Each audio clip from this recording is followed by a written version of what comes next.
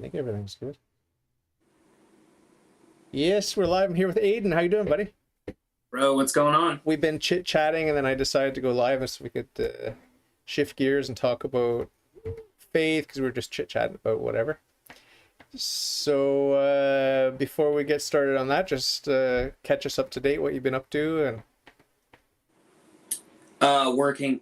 So I worked the past 4 days, dude, and I'm so beat. Long shifts? So, no, I mean the shifts themselves are supposed to be 8 hours, but we have a bunch of people on vacation. I was just texting my boss Yelena earlier, and I just simply said, "Please come home." But I've been getting there an hour early and staying an hour late pretty much every day. So it's pretty much I wake up at 4 a.m. because I can't process unless I like get to sit on my couch and like eat, go through YouTube and be mindless, and then like pray the last 7 minutes, because prayer is always last, and then do my thing and go to work. And so usually I leave my house at like 6:20, but lately I've been leaving around 6 to try to get there. I only live like 12 minutes away from where I work, but typically I'm doing like a management type of position. I guess so I'm a charge nurse. But the staffing has been low lately, so I've been doing what we call a med pass, and I basically have like 30 residents under me at that time. That's estimating up. But I'm pretty much getting there, and from the time that I start pretty much until the end of the day, I'm just going. And they have mercy on us in one sense, where they like stagger our work. We do what's called it's like a adjusted full-time schedule basically, and I work like 7 days out of a like a 10-day work period, which is nice. So but they do it because you basically get burnt out if you don't, if you're working too much as a nurse. And I've worked, I don't know, six out of the 7 days this week, and really just tired from that. So why don't they hire more? Because we have a crisis here in Quebec with a nursing crisis. Yeah, nursing, doctors, whatever. Why don't they educate, train, and hire more? Why? You sound like nurses, dude. You sound like all the other nurses. I don't get it. I don't get it. What's the problem? Why What's the problem? Still smoke? We're educating them enough. Like, because smoking is better than not smoking. But is there an economic reason why they just want to squeeze every last ounce of your life force out of you, rather than just have more staff? I'm tempted to say that, but not this organization. So I work for actually the United Church of Christ, and like our staffing ratios are excellent compared to all of the competition. I mean, and top rate pay too. We're talking. Is it a competitive industry? I thought it was like a service industry. I suppose it is, but I mean, it's funny because we have a high turnover rate where we are, but everybody that leaves us comes back to us. They're always like we're out, peace, and then they come back to like everything else sucked. It's worse. So it's worse, yeah. Yeah. So, like a CNA, a certified nurse assistant, in our state, they can legally be one CNA for like 12 residents or something like that, right? That's a lot of human beings that can't walk and that need your help, right? But like today, we had 8 CNAs, maybe 50 or so residents on the floor. Each of them was able to take 6 residents. So we're like really cool stuff. And it's on like a good day, there's 5 or 6 registered nurses in the building, 4 LPNs in the building. There's almost always a nurse practitioner somewhere around. So like literally we're talking, there's always staff, there's always people, but it just so happens that in the summer, it sucks. And so like my bad language, skyrockets. And so does my temp. It's hilarious, dude, because like I pray, and like one of the easiest prayers is just Jesus, you know. And sometimes I'll picture the name in my head accidentally, or like the name just like flashes in my head, or I'll, like an image of Jesus, or like I'll kind of just like imagine him in front of me, you know, along with the Blessed Mother. And but also then like if I'm walking around and saying naughty words in my mind, I notice that it's almost as if like because I pray so much, my swear words end up becoming prayers as well in this weird way. So like I'll like say something naughty and then the word just flashes through my mind as if I'm trying to concentrate on it like a prayer, and then I have to stop myself and I'm like, wait, that wasn't me praying, that was me being really sinful. And it's like hilarious because it just goes to show you like just how pathetic of a human being I am. It's like, you know, time that I dedicate for prayer. Instead, it's like I'm going to use bad language instead of reaching out to God. But like, who knows? Maybe he's just subverting it and like turning it into something good for him. I don't know. Well, I think I've mentioned this to you before, you and or your brother. Your brother's in the chat, by the way. He says, is Aidan crying about work again? And I said, no. I said, no, I said, no, he's moaning and whining. That's great. That's great. Yeah, Kieran was too lazy. He's out on a date right now with his boyfriend. So he working hard, putting in the elbow grease. Yeah. So, yeah, he said he's tired too from work. He didn't say it in the chat, but when I emailed him earlier to invite him on here, he said, no, too tired from work. He was like crying. He was literally crying as he was like, talking to me. Kieran would do that. Also, David, I guess we have to settle the whole thing about the older brother, younger brother. Oh, okay. And like Kieran gets the serious serious label, and I get the goofball label. I did say you're goofball. I never said that. Wait, actually, so then what is the label that I get then? Older brother. No. I mean, if Kieran's serious, then what am I? You're fun. I am fun, and Kieran's not, which is so funny, dude, because actually, Kieran was always the naturally goofy one. So like, there's this home video of Kieran coming up to my dad. My dad's in the kitchen, like hanging out with me and my sister. And Kieran comes up to him. He's like 2 or 3, and he has a giant like Nerf arrow or something, and it has a suction cup at the end. And he's licking the end of it and trying to stick it on his forehead, and like gives it to my dad to help him. And he just sticks it in on his forehead and walks off, like very casually, very like, my dad didn't like show him to do that. He just naturally did that. And I was always like the grumpy, serious, like something's wrong type of person. So I think my goofballisms developed in response to always being a grump. Hey, DL Britton, whoever that is, says, hey, Aidan, Dan from St. Anne's, Pensacola. What's up, Dan? Cool. Dan was a parishioner, is a parishioner in Pensacola at St. Anne's. Cool. That's Pensacola's where you're at, or near where you're at, or? No. I'm in Pennsylvania. I'm in Pennsylvania right now. I moved back up north.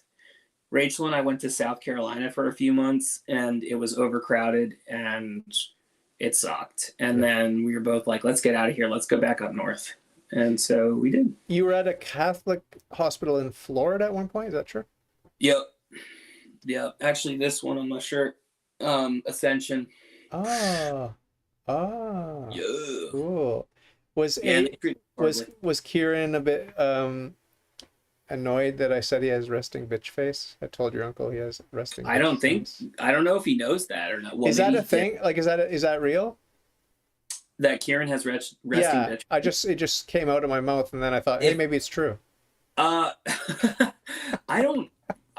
never would have thought that. You never noticed? Whenever he comes over to my house, he's so loud and awful. Animated? Yeah, he's so animated. You're the joy of his life, mocking and ridiculing you and feminizing you. It's the only thing that brings him joy. There's other things that bring him joy. It's just that one's real low-hanging fruit. It's hilarious, dude, because my wife will be like, I'll say something or do something annoying, and she'll be like, you're acting like Kieran. Don't do that. It's too weird." Your brothers, you're very close. I'm jealous that you guys are so close. The whole family, like I was talking with your Uncle Mark there, and you're having barbecues, and It's a good barbecue. sounds cozy. And you Yeah, if you guys, come to Pennsylvania, which I don't know why you would, you'll have to come and hang out with yeah, us. And, that would be a lot of fun, yeah, actually. I think yeah, you'd no fit kidding. in with our family. Everyone's there. That's what your Uncle Mark said. Everyone's there. Almost everybody was. Yeah, dude, it was really cool.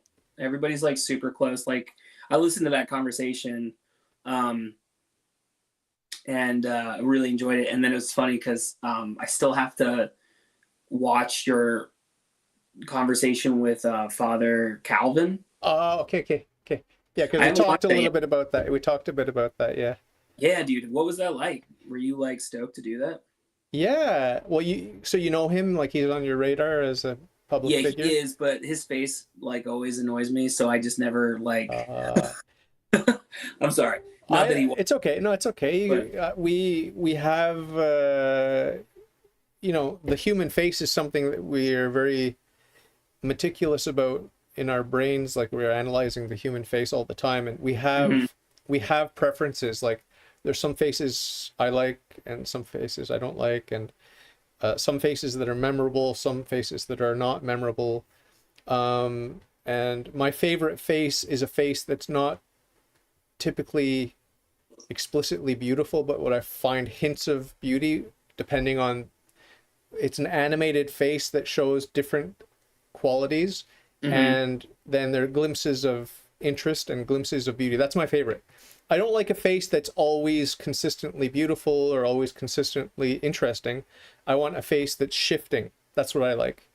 And it has moods and different aspects, sometimes soft, sometimes hard. That's what really excites me about the human face. But I love it. But yeah, just all of this to say that it's a very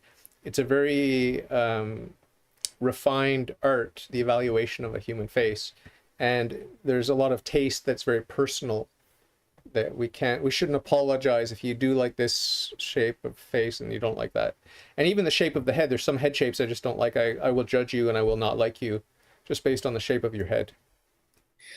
Yeah, it makes me feel really bad though. Like, Don't worry about it, just that's just taste. I know, but I mean, it's just like I don't like that guy's face. But I listened to his famous speech, and on gay marriage, and I really liked everything he had to say. But Yeah. I also have a hard time too with Anglicans, where I'm like, but don't you want to be a part of the real thing, And Yeah.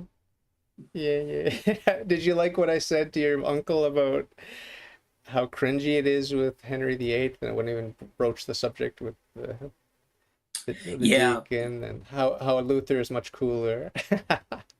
I still don't really care for Luther, but I do care for Pope Francis these days because Ah, I've seen just how humanized he actually is. And I found it interesting you were talking about Father Martin. Um, what's the gent's name? The LGBTQ priest that everybody's in a tizzy about. What's his yeah, name? yeah. Father James Martin. Yeah, Father James Morton.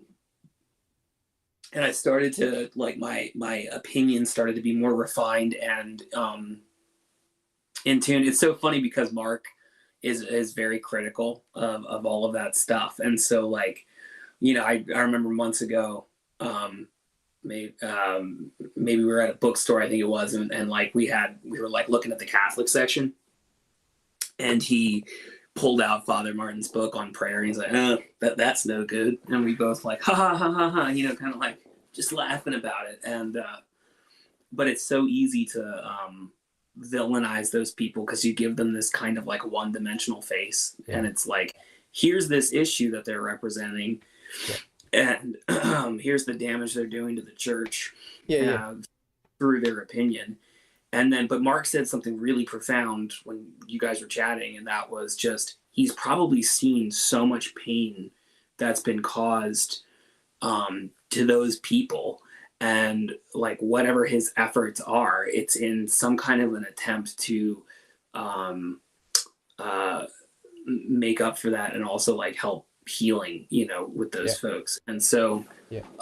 because it's always kind of bothered me too, just how Christians really like to pick and choose um,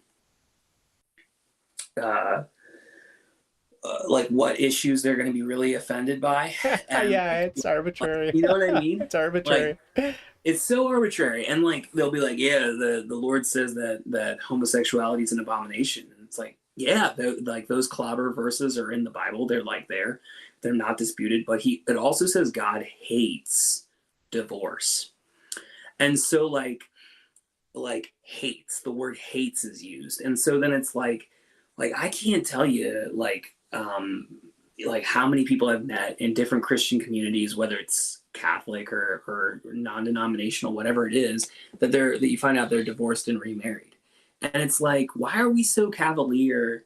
And I'm not saying like take a dump on all those people. I'm just saying that like we need to be merciful to everyone, because we're all terrible slutty sinners, and no, you know what I mean, nobody's like walking around like nearly perfect, you know, it just doesn't exist. Yeah. Well, a couple of things just to side notes here. First of all, I want to just give a shout out to everyone in the live chat. I got Hallelujah and my friend Christopher Rice and Oh, hallelujah, yeah, Hallelujah she's big. everywhere. I see her everywhere, dude. Does she have her own YouTube channel or I don't something? Or think so, but I'm hoping she'll come on my podcast and just chat, whatever. yeah, get her. But I'm interested to see who that human being is, because yeah, she's like a fierce Catholic warrior. So we'll see. she was See asking. her. She was asking about your icon. Is that like an Eastern icon? For me, actually, that so Kieran did a job. Um, Kieran does fire and mold restoration, and he did a job for a Catholic family, and You're breaking up a bit. like in there, Aiden, you're breaking up a little bit. Let's let it buffer. So you were, mhm, I think it's buffering now, so you can tell the sure. story. He works in restoration and he helped a family, and what happened? Yeah, so he does fire and mold restoration, and he did a job for a Catholic family, and like in their 40s, I guess, young folks. But the wife is an artist, and she painted that icon, and she gave it to Kieran because he's like, "Oh, my brother loves the face of Jesus. That's like one of the devotions he really enjoys." And she's like, "Oh, well, why don't you take this?" You know, and she just gave it to Wow. him, and um, I love it. It's great. Is it a true icon in the sense that it's not a painting, but it's written, as they say? You have to ask Kieran. Yeah. Probably not. I mean, it's like it's not mounted like a typical icon is, but it is like a thick piece of wood. It's not like a traditional painting where it's like just a sheet of paper. So I I don't would know that. take it off for you, but it would fall off the Yeah. wall. And When I was in Greece, we went into an icon writing school where they had the doors wide open, letting people come in and see it. And, it's a very Orthodox country, Greece, and this was in Athens. And mhm. I was very, very interested. I was an atheist at the time, but I felt the power of it, the um, religious atmosphere, the holiness, or whatever you want to call it, reverence, or what do you call it when you have that feeling? Is it Awe? piety, or Say piety. Yeah, why not? solemn? What's the adjective for solemn? Solemnity, solemnness.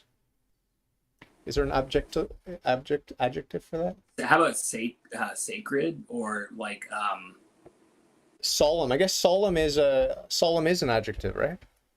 yeah. They had to take a solemn vow. That would be an adjective. It's a descriptor. Anyway, there was that sort of vibe, like it was serious and gravitas, and the Orthodox, they're good at just having that sort of vibe, like it's holy, and there's that atmosphere that hovers around, with their music, their art, and their divine liturgy. It's just, it's something else. It's kind of, it's like the artistic equivalent of a cathedral. Reverence. That's the word. Yeah, that's the word. Who brought it up? Christopher Rice. Who's Christopher Rice? He's one of my recent guest who's been on a few times, and cool. He talks about tea and tacos and these sorts of things. If you haven't checked out his interviews, you should go check them out. He actually interviewed me. He interviewed me like last week or something. Recently. Does he have on a podcast? my podcast? But he said, "Hey, I want to interview you," so he interviewed me, and cool. he did a good job. He's a non-Catholic Christian who's really on fire and is very interested in ressourcement, like going back to the sources and the apostles, the apostolic church, and finding out what is church and what is this community supposed to be, the Christian community. Cool. Very cool. What's up with the Eucharist and these sorts of questions, so and he said he's open to becoming Catholic if that's the truth, and he's not averse to the idea of being led by God into the Catholic Church. So no pressure. What's that like to not have an opinion? Because most people have some already formed like bias or slant for or against the church. Have you kind of noticed that? Where like yeah, people understatement. Yeah. Yeah. It just occurred to me, like, hey, I can invite him onto the and Hallie or whatever her name is onto this call. I could do that. You can do that, dude. With your permission. Yeah, do it. Even your brother can join if he's not too tired. Is he gonna do it though? No. He's practicing his resting bitch face in front of the mirror right now, so we can't. Kieran watches garbage television with his wife at this time. It's his. They're like, it's cool. It's cool. Never do that. You don't do garbage television? Of course I do. Everyone knows I watch reality TV. It's my thing. And is it really? Yeah, we're obsessed with Love Island USA right now is our big thing. With Bergie, cute little Bergie, so cute.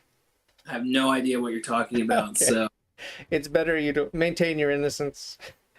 It's trashy we're stuff. Going for Cheers right now. So Cheers? Yeah, we're doing all the episodes of Cheers, and because we just wore out Friends. So dude, just watch Frasier. Go with Frasier. It's better than Cheers. Yeah, I think so. I like it. I don't like Cheers. I don't like Cheers. I never liked it. I don't like the color scheme of it. It's like it's so 1980s. It reminds me of like witnessing the early 80s in the early 90s in the midst of poverty and divorce, and it's just like these like wooden earthy tones and colors and like saturated earth tones. Yeah. So but it's Christopher, if you are listening, I sent the link there in the live chat. You can click it. You can actually come and meet Aidan, and you're supposed to talk to his brother Kieran too, so you get a lot of catching up to do here. Yeah, you'll get more information from Kieran than from me. Well, it's not about information, It's not or all anything. about information. It might be. He can if it's Kieran. Well, if you turn to page 342 in the second volume of the Final Kalia. Oh, Kieran said he's putting his little one to bed right now, so. Children are just an excuse. He probably already did that. He's probably just like sitting there just eating cheese. So what was I going to tell you? Yeah, when it comes to Father James Martin, everyone that's a conservative Catholic is telling me to just lay it on him thick with the Inquisition and these sorts of things. But my hunch is that like you said, he's reaching out, he's doing outreach, and he's purposely emphasizing charity over clarity because there are plenty of people emphasizing the clarity already. So I think, you know, the reason that I'm willing to give him such a benefit of the doubt, and I am going to be very gentle with him when I interview on September 11th. The reason I'm going to be gentle with him also is because he's close with Pope Francis, and I think they sort of have a master plan for how to, you know, emphasize the dignity of the most vulnerable in society, and that's an issue that's near. I thought you were going to say one world religion. Chrislam, yeah, it's great. I mean, I don't know why maybe there's not. Maybe I was going to say there's so many Taylor Marshalls in the world. You know, you kind of have to have the exact opposite to exist to kind of like even it out. But do you ever think you'll get Taylor Marshall in your? No, I've had a couple of interactions with him. Hey, Christopher Rice. Hey.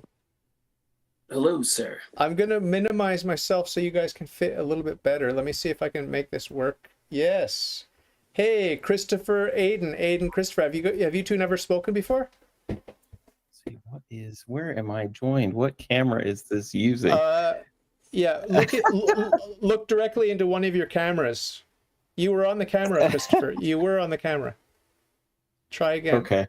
Now I see your little icon guy there, or your illumination illustration.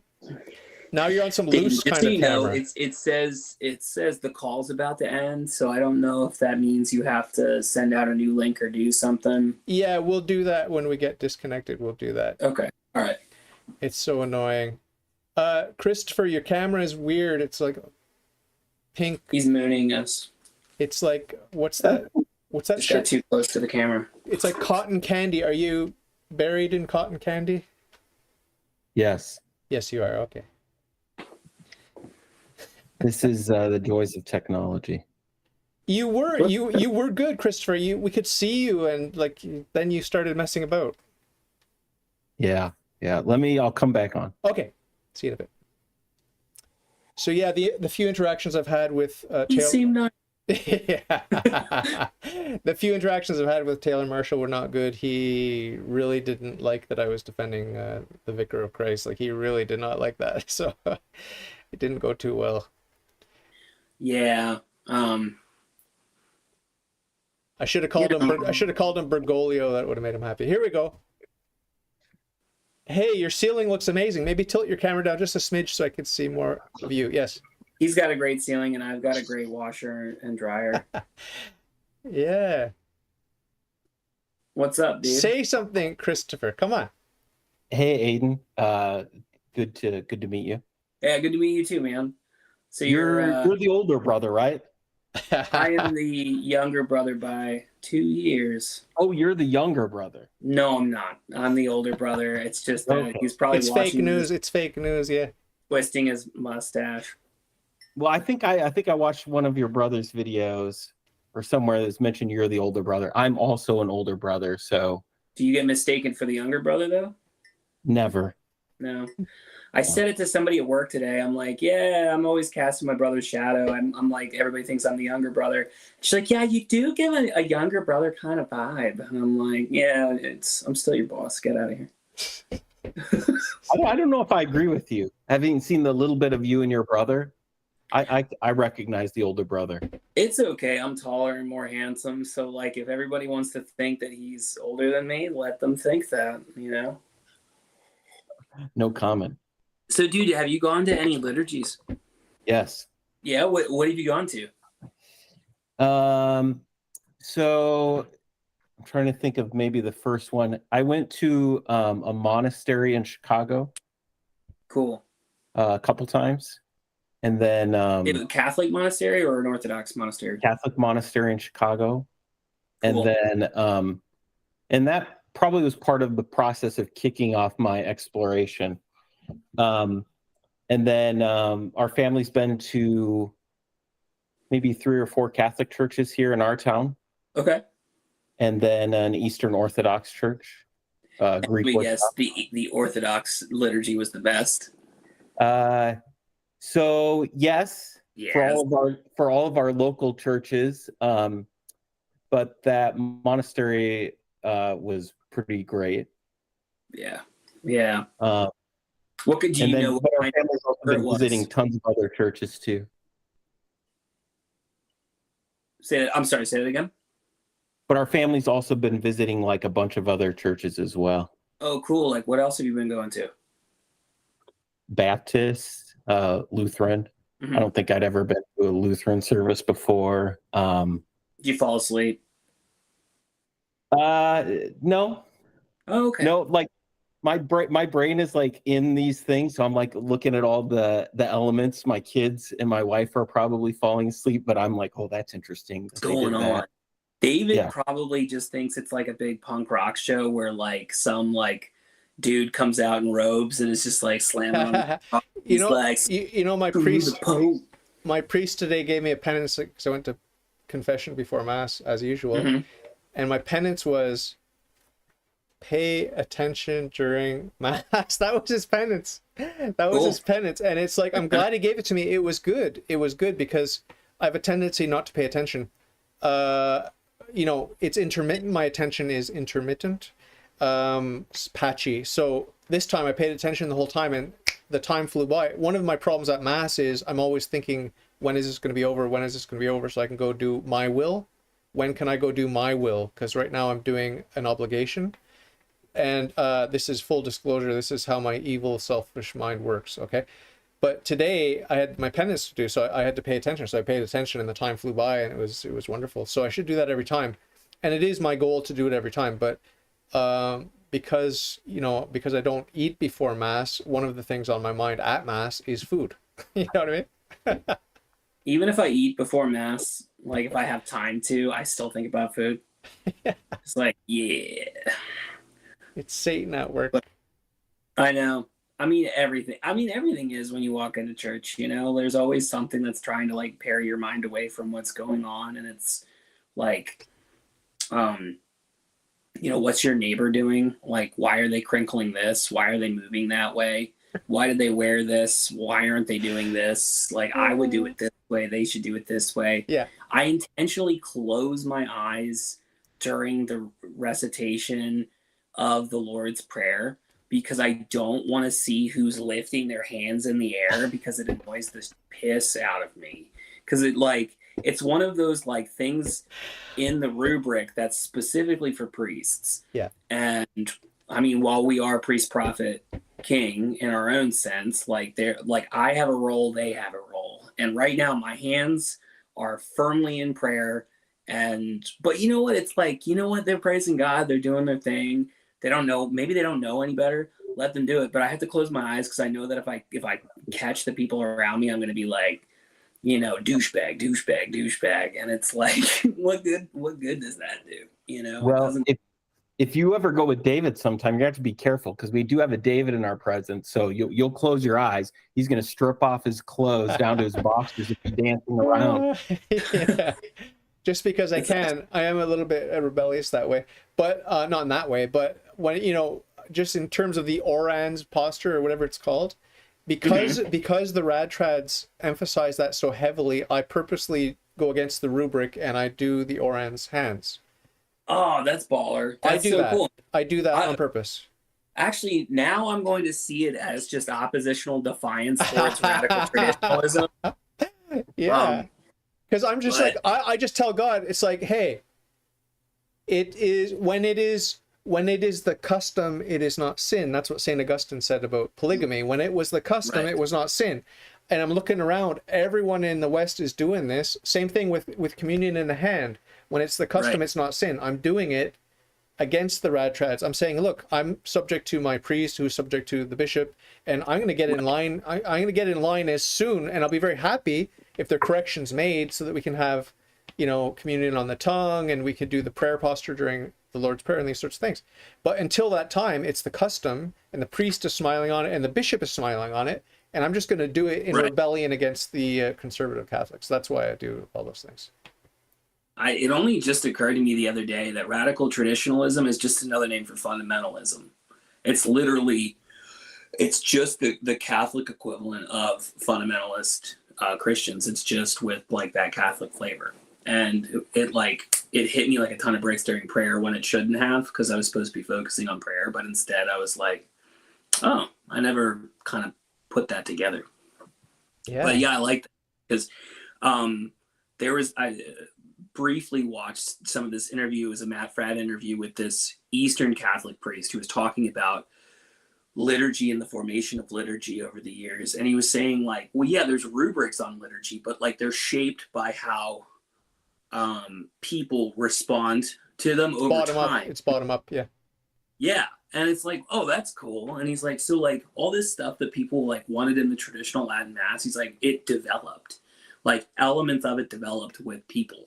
So like to say like we want it to be traditional, it's like, okay, so like what point are we going back to? Because like every point it was like morphing into something else. But naturally and you know, slowly, obviously. So I want to let Christopher respond, but first I just want to say hey to Uncle Mark. He's in the chat, Uncle Mark Lisney. What's up, Marky? So Christopher, what do you think? What do you think about all this infighting, the conservatives versus the whatever, just the Catholics? Regular. Well, Catholics. I mean, it's very familiar. You know, where people are, people do that. You know, even outside the religious world, you have people fighting about like whatever the thing is. You know, let's say it's tacos or whatever. You know. You'll argue about like what's a real taco, what's not a real taco. You'll have one group, you know, some people would be like, yeah, purist, and then other people would be like, it doesn't matter, like, you know, my sock is in my shoe, it's a taco, you know. So tasty, you know, yummy. That's true. I can appreciate like both. I think there's a need for both, you know. Like in obviously fundamentalism is different than the word fundamental, but fundamentals are an important thing, you know. Yeah. We get lost without fundamentals and when we stray from them.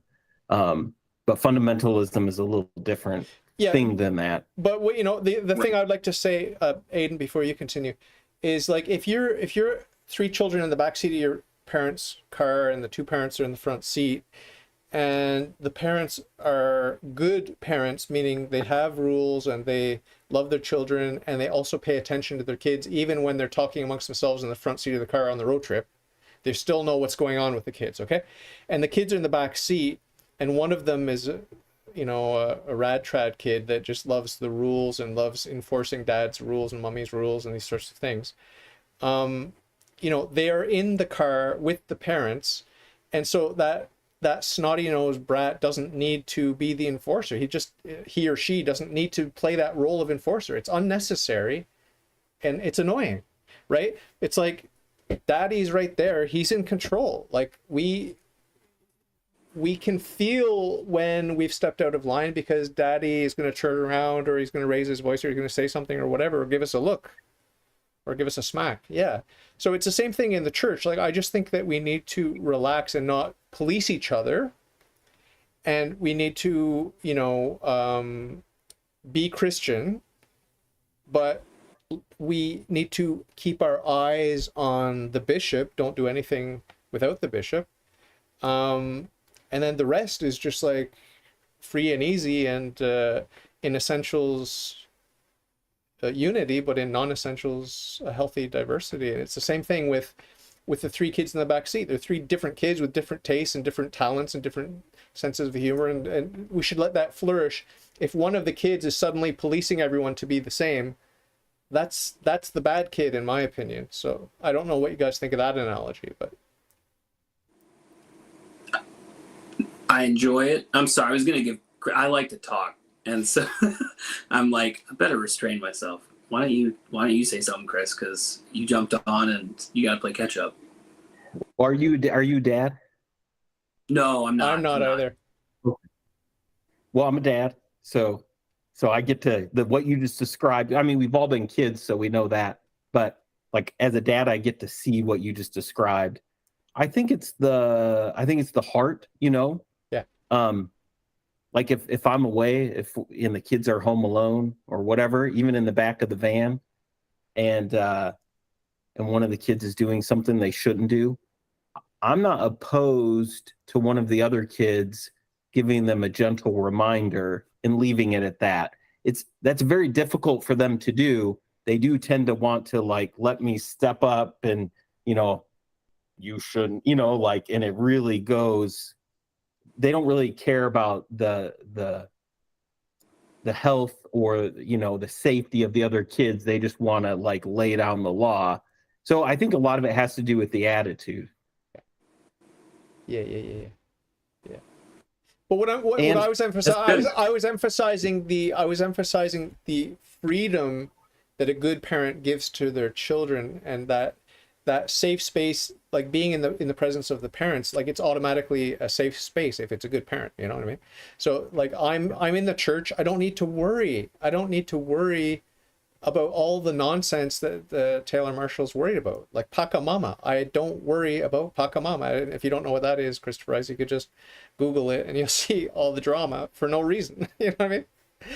Yeah, it's yeah, all that stuff is just a distraction for me, so I just kind of like leave it there. And like the Pachamama stuff, you know, it's kind of funny because it's like, oh, how could the church allow this? And it's like, I mean, well, Jesus handpicked Judas who betrayed him. He handpicked the other apostles, 10 of which abandoned him the night that he was betrayed and killed, or, you know, captured, leading to his death. So, I mean, like, that's 11 out of 12 of the apostles, like, complete, like, either betraying him. Peter betrayed him as well. So 2 of them stabbed him in the back, and then 9 of them ran away.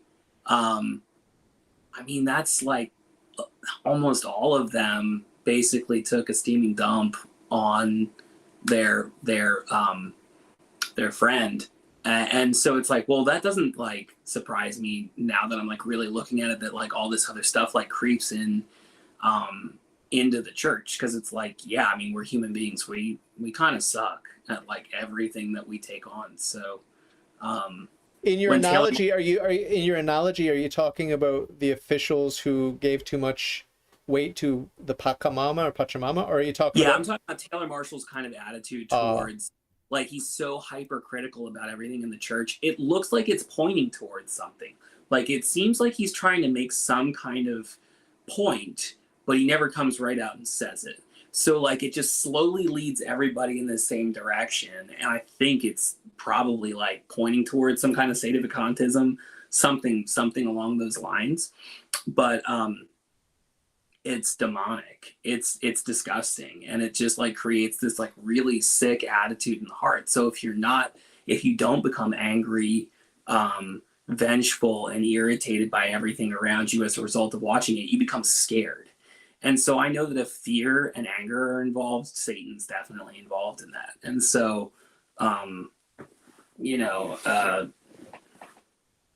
don't know. It's like a bunch of fear mongering. It's just like, who's the dude with the hair? The Catholic journalist. Mark loves him. I mean, he like fake love, you know, like is he on EWTN or where's this guy? Oh, Vortex, Michael Vortex. Oh, that guy. Yeah. Yeah, Mark loves to hate him. So he does the same kind of thing. It's like fear mongering. It's basically just like whipping everybody into a frenzy so like they can just consume the next bit of information they're providing. So, Christopher, have you done any deep diving into like Catholic YouTube content? Yeah. What was your have you seen any Taylor Marshall or Michael Voris stuff? I haven't seen that other person, but I have seen Church Militant. There's also Life Site News. There are a lot of these organizations are very popular, and they make a lot of money. They make a lot of money. doing Well, it. I mean, I think you're right. Like, again, like I do think there is a place for being able to say, like, this is the truth. That's just how it is. Yeah. You know? Right. But it does, you need to like pay attention to like how it's affecting you. You know, like I see this a lot, you know, because I grew up in the evangelical world, evangelical church. Politics was kind of that way for us. And even these days, like you know, like progressivism is the big bad boogeyman that everyone is like freaked out about.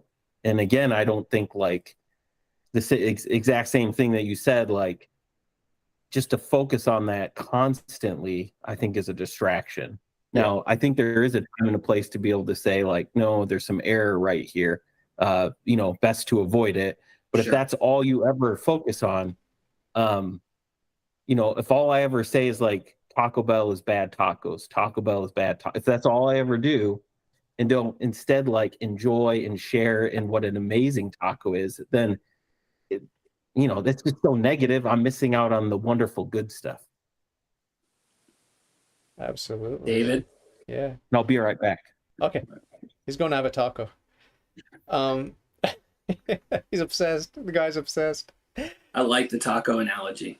Yeah, but it's true. It's kind of what people do with spiritual warfare content. You know, they get so wrapped up in like demonic stuff that they don't see the whole other piece, you know, to the puzzle, or pie rather. You know, there's no like consumption of the good stuff that Christopher's talking about. So you're missing out on like any of the spiritual theology that's in the church, and which is super enriching and far more fascinating, you know, in a lot of ways. We don't want to become, stop bad mouthing Chris, he's back now. Oh, he got his shirt on. There we go. Excellent. Way to go. Yeah, you know, the thing about Jesus Christ is there's a radical freedom in Christ because Christ is God. So there's a radical freedom that offends people, that scares people, they don't know how to handle it, they don't know how to deal with it. And if you're a true Christian, you're going to have a portion of that. You're going to have access to a portion of that freedom. You know, the more the better, obviously. But people don't really like that because it's not natural, right? It's supernatural. So I want to segue a little bit into Rich Mullins, aka Wayne Mullins, because I watched a documentary about him. And Christopher Rice turned me on to this guy's music, and I listened to that one song that you sent me, Christopher. I loved it. I forget which one it was. Dude who died? He died. He was curious about the Franciscans. He was friendly to the Franciscans, but I don't think he converted to Catholicism. But I watched a documentary, and it made me think there were a couple of little hints that maybe he was an unrepentant sinner, because it talked about how much he loved sinning. Can you just sort of tell me about that? Was that part of his reputation, that he was like, was he a drunkard or a womanizer, or what was his dark side like? So first of all, like I would preface it by saying I wasn't friends with him. So anytime it's like someone that you're not friends with, it's hard to really, you know, like I can't give you a great read on Martin Luther. I wasn't friends with him, you know? Yeah. So, but from what I know about Rich Mullins was he struggled with sin. Like if you listen to his song, Hold Me Jesus, it's a great song.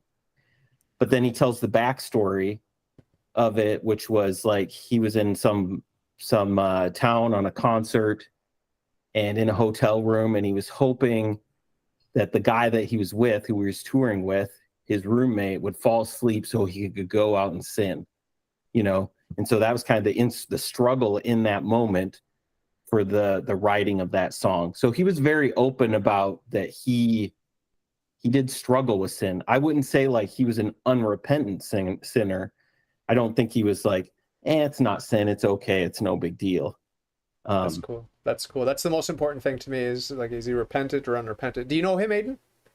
I've heard of him. It's really bad, dude, because you're telling that story and you're like, he wanted his friend to fall asleep, and you paused. I'm like, oh, so we could have sex with him. Is that what he wanted to do? Like, that's where your mind went. So dark. It's like, oh, wait. Yeah, I do know who Rich Mullins is. I was under the impression, though, that he was in the process of attending adult catechesis when he died. Oh. That's what I heard. I read about it recently from someone that was a friend of his. I think he went through catechesis like maybe 15 or 20 years before he died, like quite a long time. Oh, okay. But he was friends with like a priest in his area, and there's the priest. He talked to the priest shortly before he died, and that priest thought that he was going to convert soon. So he gave some indications that he might convert. Okay. Yeah, because that's what I had heard, that he was like on the cusp of conversion. But so some of his friends say yes, and some say no. He kind of had a long history of flirtation. I was very, very touched by the children around the world, Africa, South America, whatever, that were touched by Rich Mullins, his person, his friendship, and his mission. That was very touching. Like kids in tears talking about their friendship with this man, and it was very, very touching.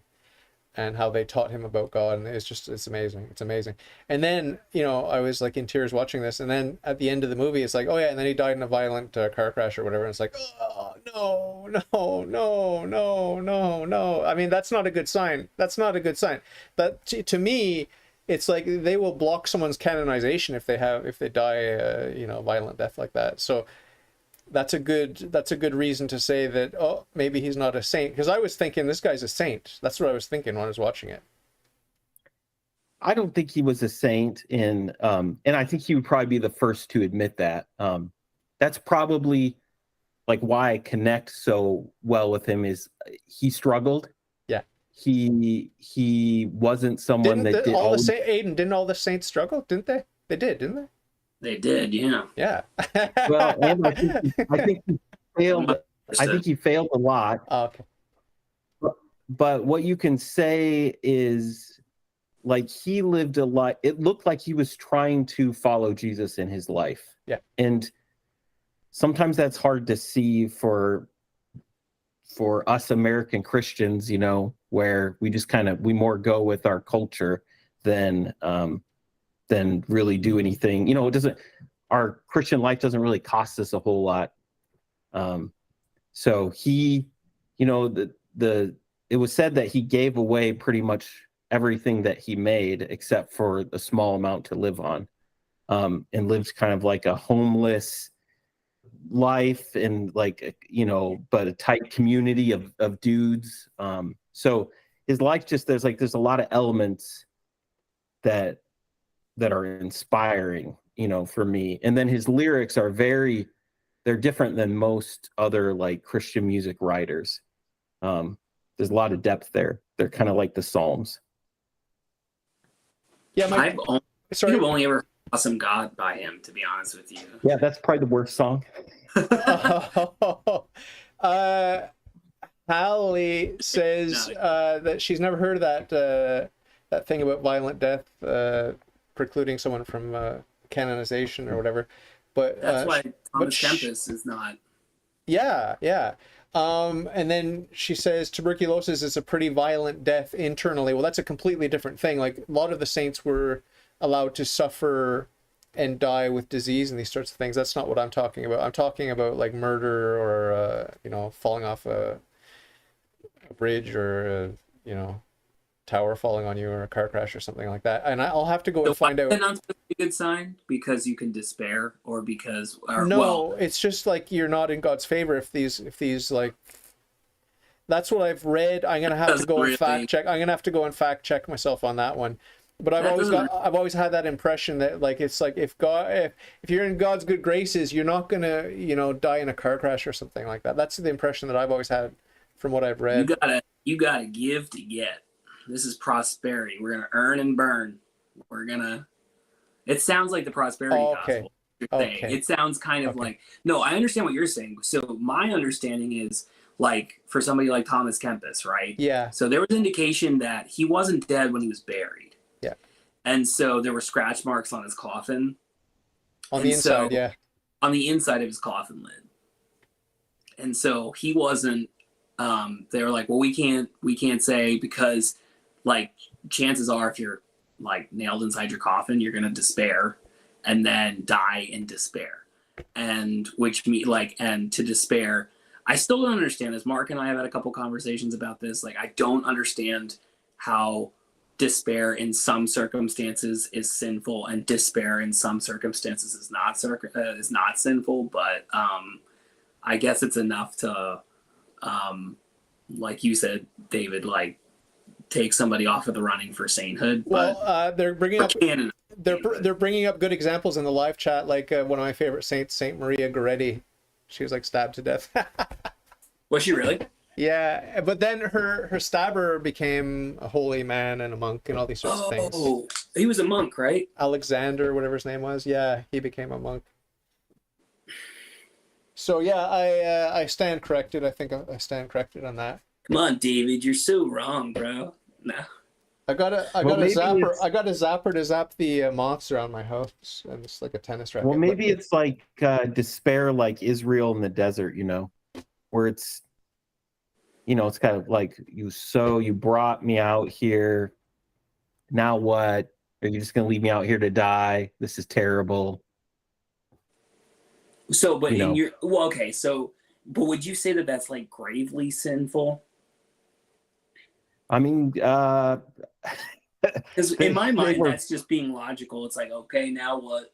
Well, it's like I think God understands that, like it's a very human thing, but I don't think it's a virtue. Like God's like, I'm going to make you wander in the desert for 40 years, Don't complain now. And like God had just done all this stuff. And I find myself doing it, and I don't like I recognize it, and I'm like, oh, that's not good. Yeah, it's my whole life.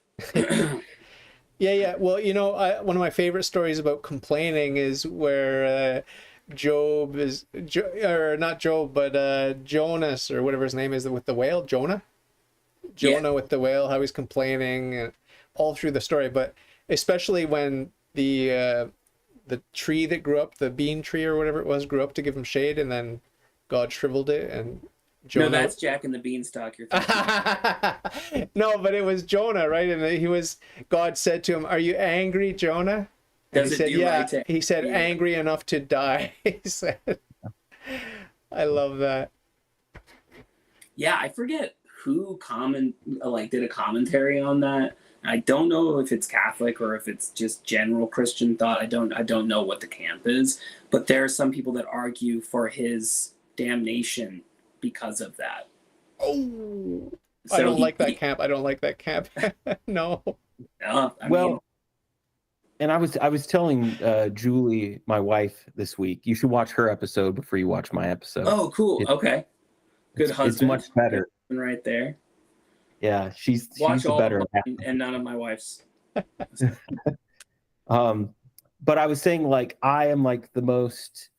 I was just realizing this week I'm like the most like blessed person alive, because to be a father like gives me an opportunity to. Oh, I thought you were going to say because of the tacos that you ate. Well, no, this is even better than tacos.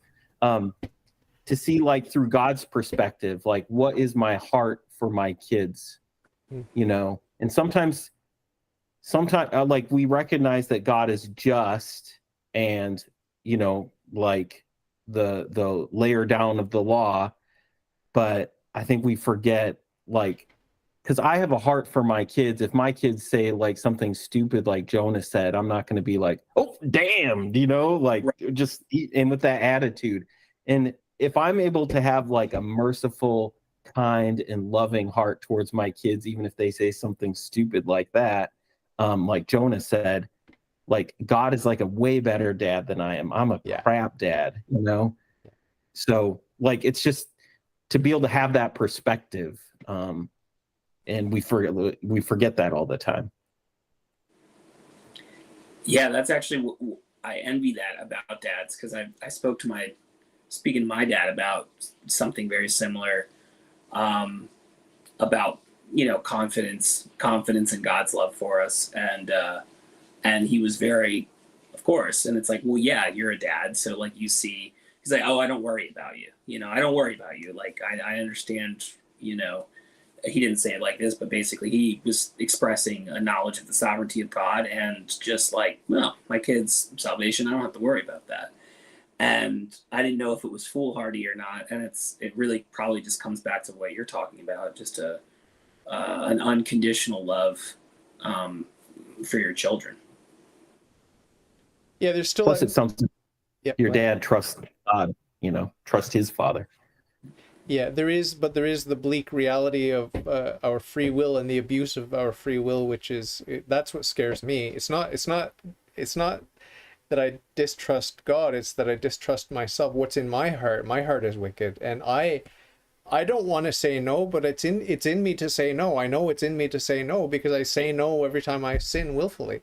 If I willfully sin, that's basically practicing for saying yes to hell. Really, I don't want to practice that. I want to practice saying yes to God. I want to say yes to grace and no to sin. But sometimes I say no to grace and yes to sin. Huh? Who's Grace, and why are you saying yes to her? Well, and maybe this is where the despair being sinful comes in, because I'm wired the same way. I have more confidence in my sinfulness than I do in God's grace. Yeah. Yeah. Right. And that's where, like, I read some of the scriptures and I find so much encouragement when someone's like, I just read Psalm 39 today. And it asked for God to deliver the psalm writer from their rebellious heart, or from their rebellion. And it's like, man, I need that. Too often I don't like really bring that part of me to God. It's just like, crap, I'm rebellious. Woe is me, and I just kind of try and take care of it on my own unsuccessfully. Yeah. Well said.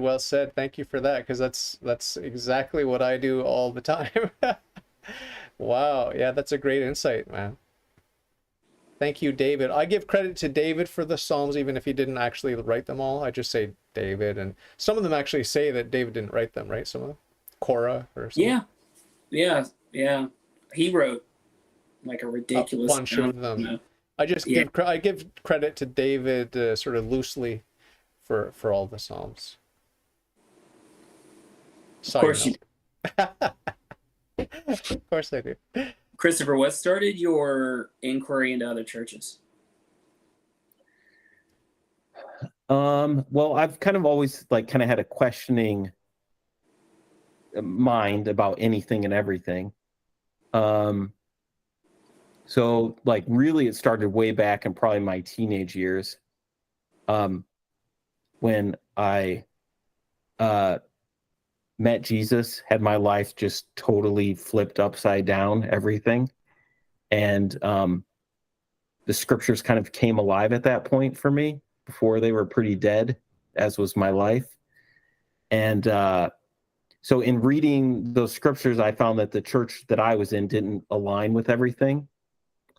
And so was that a non-denominational church? Was it a Baptist church or a Nazarene church? Well, okay. Are you familiar with that? I've heard it, but I don't know anything about the Nazarene. It's the holiness church. It's in the Wesleyan tradition. So Reformed, right? No, not Reformed. It's not Reformed? Not Reformed. No. Oh. Okay. No, most Nazarenes aren't Calvinists. So okay. Oh wait, are like the Reformers, are they typically Calvinists? Is that how that usually goes? There's the Reformers and then there's Reformed. I think that's slightly different. That's why Kieran needs to be here right now. Because premillennial, post-sensational. I don't know. I think, because there's several reformers, right? Like Luther, Calvin, Zwingli, even like Huss, Jan Hus, and then there's a few others. Anyways, Calvin, I think most Reformed people that I've heard of are Calvinist, Mm-hmm. So they kind of... Oh, they're from the Methodist tradition, right? Methodist, that's what I was thinking of. Yeah, so Wesleyan is, but the Nazarene Church isn't anything like, say, like the biggest Methodist church, the United Methodist Church. The Nazarene Church was more conservative. And anyways, so that kind of so I've kind of always had an open mind for just go where the truth is. You know, it's not necessarily the ecclesial body that I'm in. But a couple years ago, I started dialoguing with some Mormon missionaries. And I found, and, you know, I pretty much just always argued with them and not really cared about them as a person or not really dialogued with them. And I found that as I was dialoguing with them more, like I wanted them to reconsider where they were coming from, you know? Like, hey, you guys, I want you to find the truth, and it's not Mormonism, you know. So I had that kind of that mindset, but then I stopped and looked in the mirror a little bit, and I was like, am I willing to have that mindset, or do I just want them to have that mindset, and I don't? So that kind of, as I looked into kind of what they believed and went to this Catholic monastery, started looking into that a little bit, and just kind of that kind of opened things up for me to like consider the broader Christian world. I hadn't really been to a whole lot of different churches, even though I knew a little bit about them. That's interesting though. Do you still have like an ongoing relationship with a bunch of Mormons or dialogue with Mormons? Yep. So like, how has your conversations changed? Do you talk theological, or do you just? I do, and I think I still probably make mistakes where I'm just like dropping some sort of theological bomb and not engaging in a conversation in a good way. I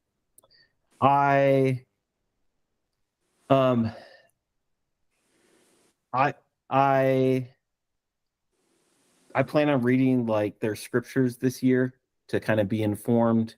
Wow. Again, because I want them to read the Bible and I want them to do all this heavy lifting and stuff, but you know, it's like, am I willing to like return the favor somewhat? Right. Which I don't pick up my own Bible enough, so I'm not picking up somebody else's.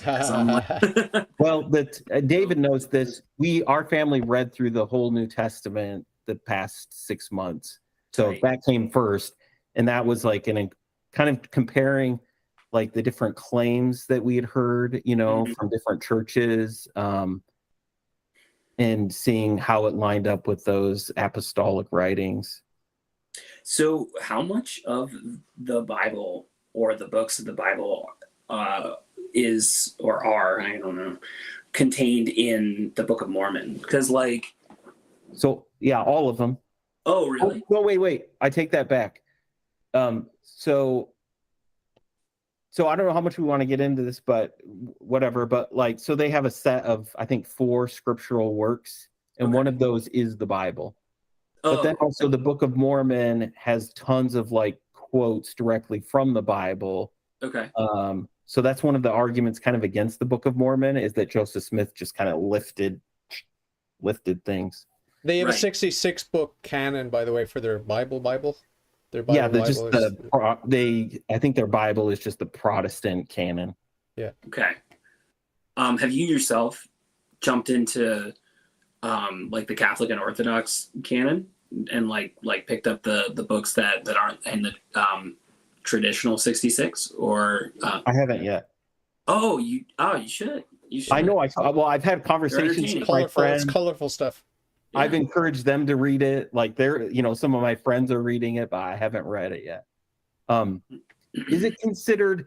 It's my understanding that even within like the Catholic canon, there are still kind of different levels. It's deuterocanonical, so yeah, it's secondary. Yeah. Okay. Secondary. What does that mean? Secondary. What is? Not primary. David, you It's for dudes. It probably means that the canonicity was defined later. That's probably what it means. Yeah, because it's still the inspired word of God. Yeah, it's still 100% true. That's not taken from it. Zero errors. God's word was better here than it was there. Like, I don't know if you can do that with. No. If you're. I can do it. Yeah. Ecclesiastes. I don't know about that. That's some new atheist stuff. The Book of Wisdom is pretty amazing, right, Aidan? Yeah, it really is. It's really cool. I mean, it fits into the wisdom literature perfectly. Same name.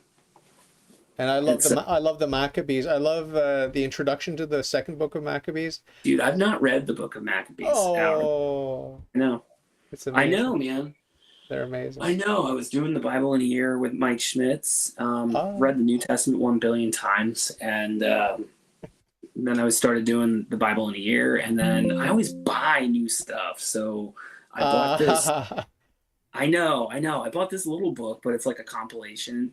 This priest from the 40s, like a confraternity of the precious blood type of production, and it's a daily reading where it's like an amalgamation of all of the gospels, but like the timeline of Jesus. So like everything that's like missed in whatever book here is filled in here, and so like from like the start of Jesus's birth to his death, you get like this you know, timeline specific view of events, and it's really cool. It's really neat. So I ended up reading that, and plus it's like less work, and I naturally err towards being lazy. So I'm like, yeah, I could read the Bible, or I could read this shorter version today. And so, you know, I kind of stick with like, well, what are you going to stick with? What are you going to actually do? And I know I'll end up picking my Bible in a year back up again and hitting through the books because I like covered a massive amount of content actually, but can I just tell you haven't guys? finished. Can I tell you guys a funny anecdote about my wife? Yeah. Um, this is just a cute little story, and don't read too much into it because she's. Oh shoot! I can't tell you now. We're gonna extend the call. Okay, we've got 15 minutes, so I'll tell my little story, and then maybe we'll make a new link, or maybe we'll wrap up. We'll see how we're feeling. So anyway, she came in all excited, like, she's anti-Catholic and not really sure if God's a good guy or not. She came in to me and she said, "Oh, I want to show you this thing about the Bible." I'm like, "Really? Okay." So she got on my computer and typed in the video to show me where one of her conservative guys was talking about the Bible, and he just talks about news all the time, right? But he was citing the Bible here, and he talked about the Good Samaritan, and I'm like, okay, this is cool. Like, why are you showing this to me? But basically, her point of showing this to me is because she doesn't like our neighbors because they make a lot of noise. They have loud children. And so I keep telling her, well, you have to love them. You have to love them. You have to love your enemies. And, you don't have to like them. You don't have to enjoy the noise. You could be annoyed. That's fine. But you cannot hate them. You cannot hate the people, right? Because she always says she hates them and whatever. And so I'm always telling her that. And then so she told me, well, the reason I'm showing you this video about the Bible is because he said that that Jesus said that, who's your neighbor? You have to love your neighbor, but who's your neighbor? It's not everyone, right? It's a select few. Like, I mean, it's the Good Samaritan types or whatever. So she's like, hey, I don't need to love my neighbor. I'm like, no, sorry, you're gonna have to keep digging, keep studying. There's more, and there's context. So I thought that was cute. That's actually proof texting to like allow hatred to creep through. Like it says right here, this person sucks. So well, because take that. the evangelical Christian who runs this right-wing news thing, he's always basically blasting his enemies like they're demons, and his enemies are demons, and these people are demons, right, and whatever. And she likes that.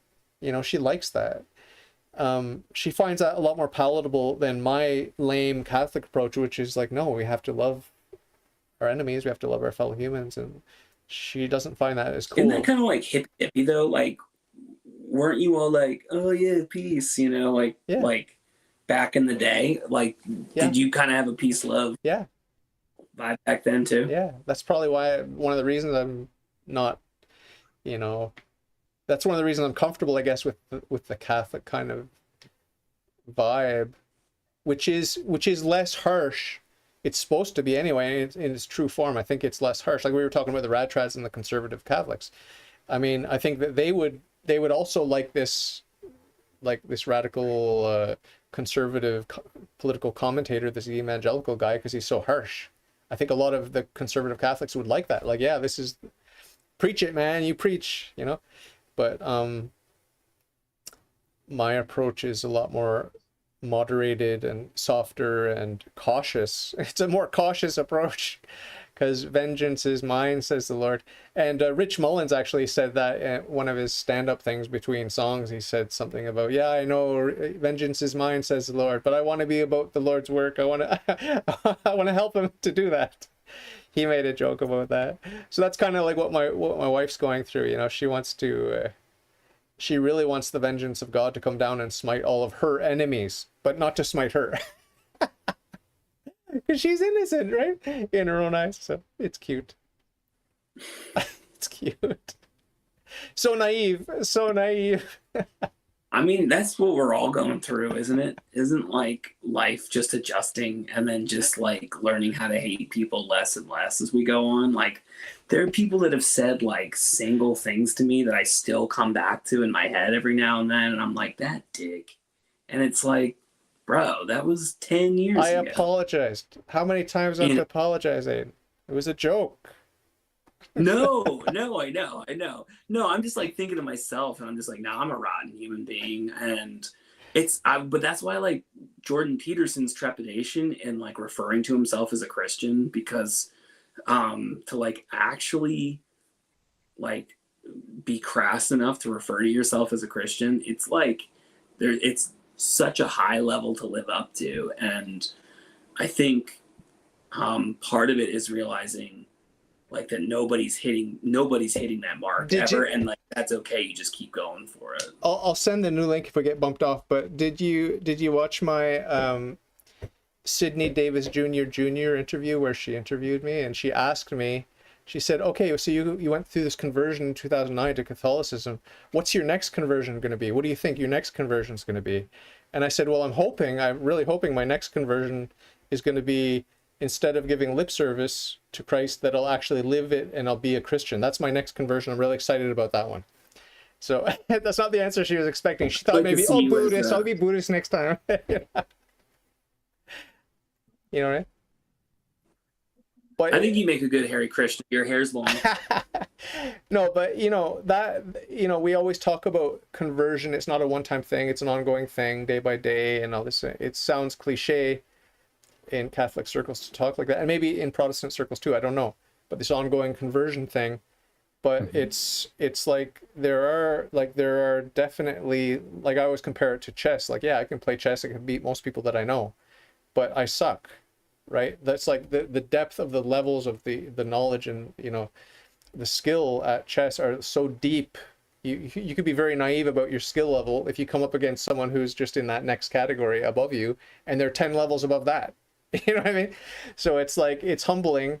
And it's the same thing with the Christian walk. It's like I'm taking baby steps. And when I first converted, it was cute to say I'm taking baby steps. Now it's been like 14 years and I'm still taking baby steps, and I've gone backwards. I've gone backwards. It's so embarrassing.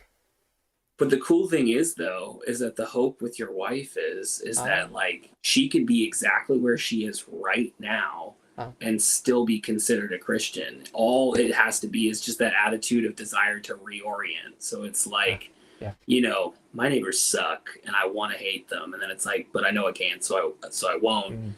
But like the hatred can still exist. It's just the desire to then just slightly yourself away from it. Exactly. And it's like, that's awesome, because it's like, you don't have to be good. You just always have to have that desire to turn away from, your own stink, basically. Yeah, exactly. Yeah. Christopher's thinking about tacos. No, I'm not thinking about tacos right now. Although I wouldn't apologize if I was. So wait, all right. So you're still in dialogue with a lot of Mormons. You started reforming the way that you think about everything. Were you saying that you were going outside of different like Christianity? Were you exploring other faith traditions in general, or were you sticking in a Christian context? Not in depth. I think there's like a YouTube channel I subscribe to where he talks about different groups. So I've watched a few 30-minute videos of like Sikhism, or just to Right. just to inform myself a little bit. But when I was 16, I met Jesus, so it's I'm gonna find myself at home in the Jesus crowd. Cool. Absolutely. Did you, Chris? David was a Muslim for a while. I remember that part of his story. Were you a little bit upset with me, Christopher, when I had my meltdown over the Mormons when we had were we on a three-way call, you, me, and who was the third person? Joust. Oh yeah, of course.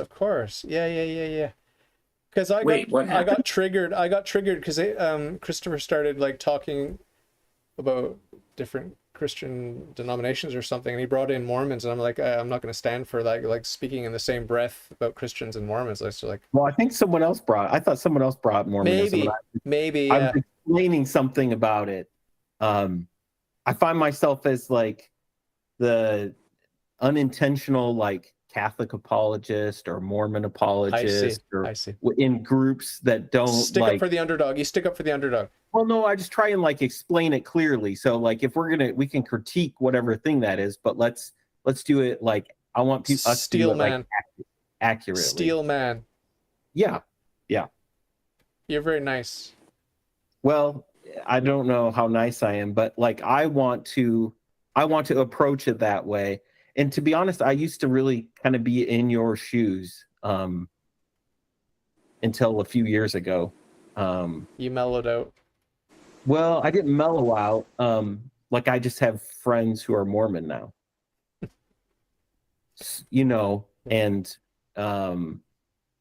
And I've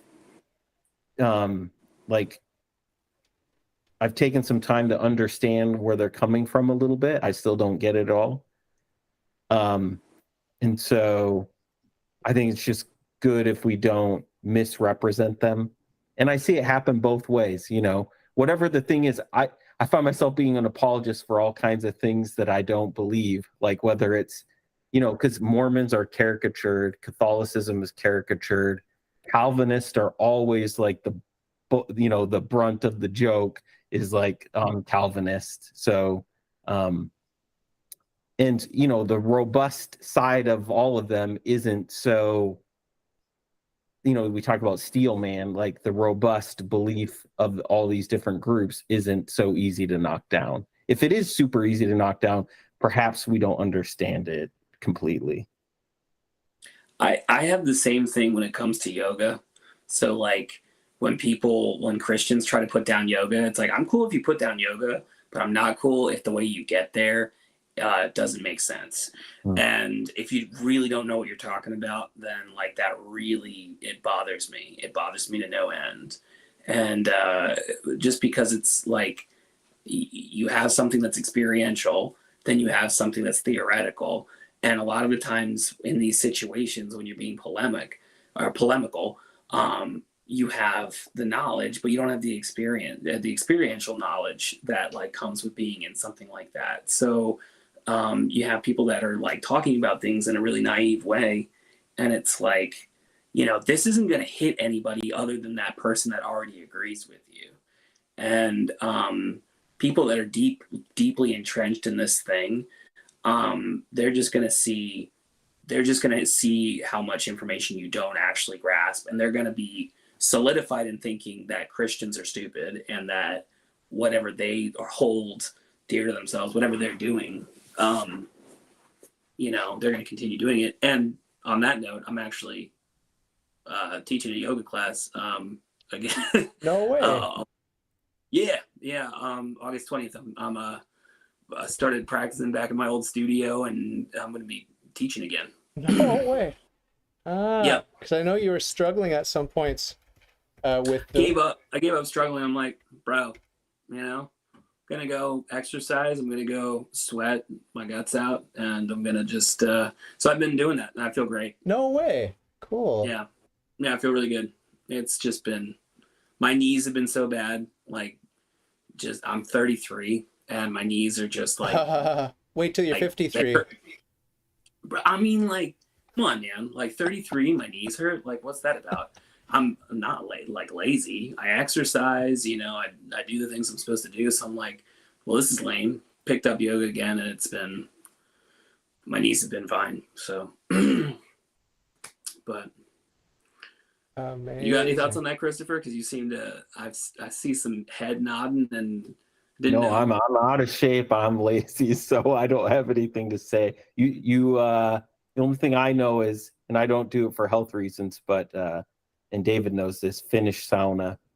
I'm a big fan of that. So Bro, nice. How hot does it get?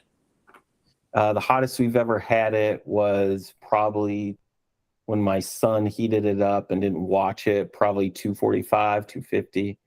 Yo, that's gross. That's so great. How long can you stay in that? I could probably stay in that for 10, 15 minutes. That's not really the goal, but No, no, it's not. But I mean, like, what is it? What's the rule of thumb? Like 25 minutes, like 180 temp. It's like that's like the standard. But how often do you sauna? so we built our own, and we would sauna once or twice a week. And we're in the process of moving it to our house. I sent you guys a new link if you either or both of you want to join to How do I get it? I sent it by email, so go check your email. Okay. Christopher, you can only get it if you resume the call from inside your sauna. Like you have to go in there. Well, like I said, we're in the process of moving it, so one of these days I can do that. All right, so I'm gonna. Yeah, join the new thing. All right. Seamless transitions. This is gonna be fun.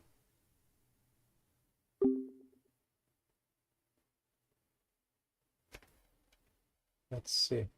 Here I am. Can this work? Doing the transition. Christopher joined. Hey. Hey. You're here. We're just waiting Let me for. get some water real quick. Yeah, go for it. How do I minimize this?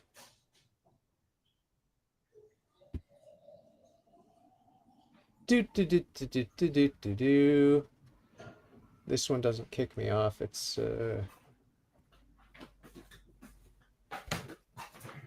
Streamlabs. Talk Studio Streamlabs. Aidan Lisney joined. Hey, Aidan's here. Hey, this worked. Let's see. How can I add myself? There we go. What town are you in? Aidan's in Pennsylvania. I think Pennsylvania. Is that a state or a town? Are you frozen, Aidan? Yep. He's frozen. I'll be back. And he's Catholic, so depending on what town he's in, I know there's probably a lot of Catholic churches in Pennsylvania, but Yeah, my favorite band is Catholic and in Pennsylvania. Yeah. I didn't enjoy that band, but I did enjoy that Rich Mullins so far. I bought a couple of his albums. I haven't listened to them yet, but I'm definitely gonna check that Aidan out. Lisney joined. Here we go. Hey. So David, I can't get this like weird pop up out of the way. Uh-oh. That looks good. Oh, there we go. There you go. Well, So there's no I'm trying to do a landscape here. no problem. Take your time. Okay. There's no pressure to stay extra long. You can always leave anytime you guys need to or want to, but at least now it's organic. It's not Google that's deciding. Now it's each of us individually deciding how long we want to talk. Tight. So from here, what's the next organic topic of conversation? I don't want to talk too much more about the Mormons just because it annoys me, but maybe it's good for my soul. David, why will you fire back about Mormonism more so than like be vamped up against somebody like Father Martin? Because I mean, I don't know, but I'm going to give the benefit of the doubt to Pope Francis, Father Martin, and these types. And this reminds me of another anecdote about my wife, my poor wife, but she doesn't want me talking about her, but I have to. She brought me an article about some right-wing news guy was talking about Pope Francis. Pope Francis said that the disabled should be euthanized for climate change. It's good for the environment. And I said, give me the source. I don't want to just see this radical right-wing guy telling me that he said that. I want to see him verbally saying it in whatever language, doesn't matter. Or he's written something, show me where he wrote it, and there's no source. It's just this right-wing anti-Catholic guy, Protestant guy, saying that the Pope wants to kill the disabled so that it'll save the environment. It's like, I don't think so. I mean, it's possible, but you're going to need to show me a source. I said, don't believe everything you hear. And you know what her comeback to me was? Yeah, well, the same thing applies to you. You shouldn't believe everything good you hear about Pope Francis. And I'm like, no, it's not. There's no symmetry here. He's the vicar of Christ. He's claiming to be Catholic. I have to give him the benefit of the doubt and assume that he's Christian, that he's Catholic, and you're innocent until proven guilty. It's not the other way around. It's not perfect symmetry. Like, oh, you don't listen, you don't believe everything you hear, and on your side, yeah, you don't believe everything you hear either. No, I'm going to believe everything good that I hear about Pope Francis until proven otherwise. And I think it's the same thing, Christopher, with your favorite pastor or whatever. Like, you can assume he's Christian, he's a good Christian. And if someone's going to badmouth him, you're going to want evidence. And if you believe all the good stuff until there's evidence contradicting it, I think that's the Christian position to take, right? Yeah. Actually, I don't even know who my favorite pastor is, but I do like Francis Chan's stuff quite a bit. Yeah. And he's you kind and of every other Catholic too. What was that? You and every other Catholic out there too. They all love him because they're like, hey, you're kind of close. Like, well, yeah, it'd be interesting to know how close he actually is, but I think he's going through a process of like what you just said, David, where it's just like, don't believe everything, just, what you hear, like, get to know the person, give them the benefit of the doubt. Yeah, well, the reason I get triggered by Mormons and by rad trads is because the Mormons are kind of saying, yeah, we're Christian too. It's like, no, you're not. You have to be a monotheist, as Haley said in the chat, or Hallie. You have to be a monotheist, like, before you're a Christian. Like, there's an order of operations here, you know what I mean? And so you don't infiltrate my Christianity, don't infiltrate my monotheism. It's the same thing with the rad trads or the Sedevacantists. It's like, no, don't pretend to be one of us. Don't, like, you're welcome to be Catholic or to not be Catholic, but don't lie to everybody. Don't misrepresent. That's what triggers me. That's what triggers me. Well, someone once said, I only fear bad Catholics. Yeah. Saint Bernadette Subaru, I believe. So she would fear us then, David. She would fear us then, David. Yeah. So like, I encourage like all my Christian friends who are mostly Protestant, but like, invite some missionaries over. Don't argue with them. Don't like, it's not like just like your show. It's not like it's like theology debate time right off the bat. Like, get to know the person. Treat them like a human. Yeah, care for them. Like, these are God's, like, whether you agree or disagree, like, these are God's kids. And make them a good meal. Find out what their journey's like. Every Catholic's journey is not the same. Every Protestant's journey is not the same. Every Mormon's journey is not the same.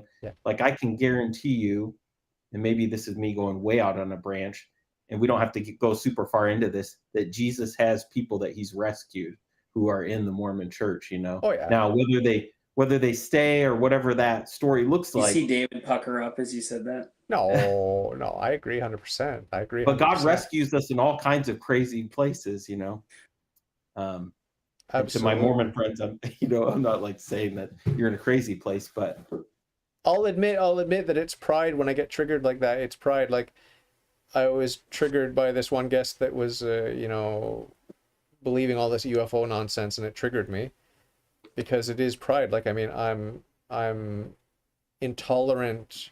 Like, I mean, my part of my love of truth is wholesome. Part of my love of truth is prideful and satanic. So, like, I do love the truth, in a good way and in a bad way. It's mixed. So, when the anger or the, the frustration rears its ugly head, it's because I'm not detached. I'm not Christian enough to just to be and to let be and all that sort of thing. So yeah, I'm aware of that. In case anyone's wondering, I'm aware of that. I had a brief internet interaction with a Catholic author. Her name's Connie Rossini, and she worked with Dan Burke on a book called The Contemplative Rosary. But her whole, okay. yeah, I love that book. I have that book, really yeah. good. Yeah. But her ministry seems to be based upon debunking mindfulness and different non-Christian meditative practices. And I saw that she had commented on somebody's video, and I can't remember. I think it was probably a Dan Burke video. And she said something she expressed disappointment over the fact that she had difficulty turning people away from their current meditative practices, and said people get so angry when I come after them, or she didn't say when I come after them, she said people get so angry when I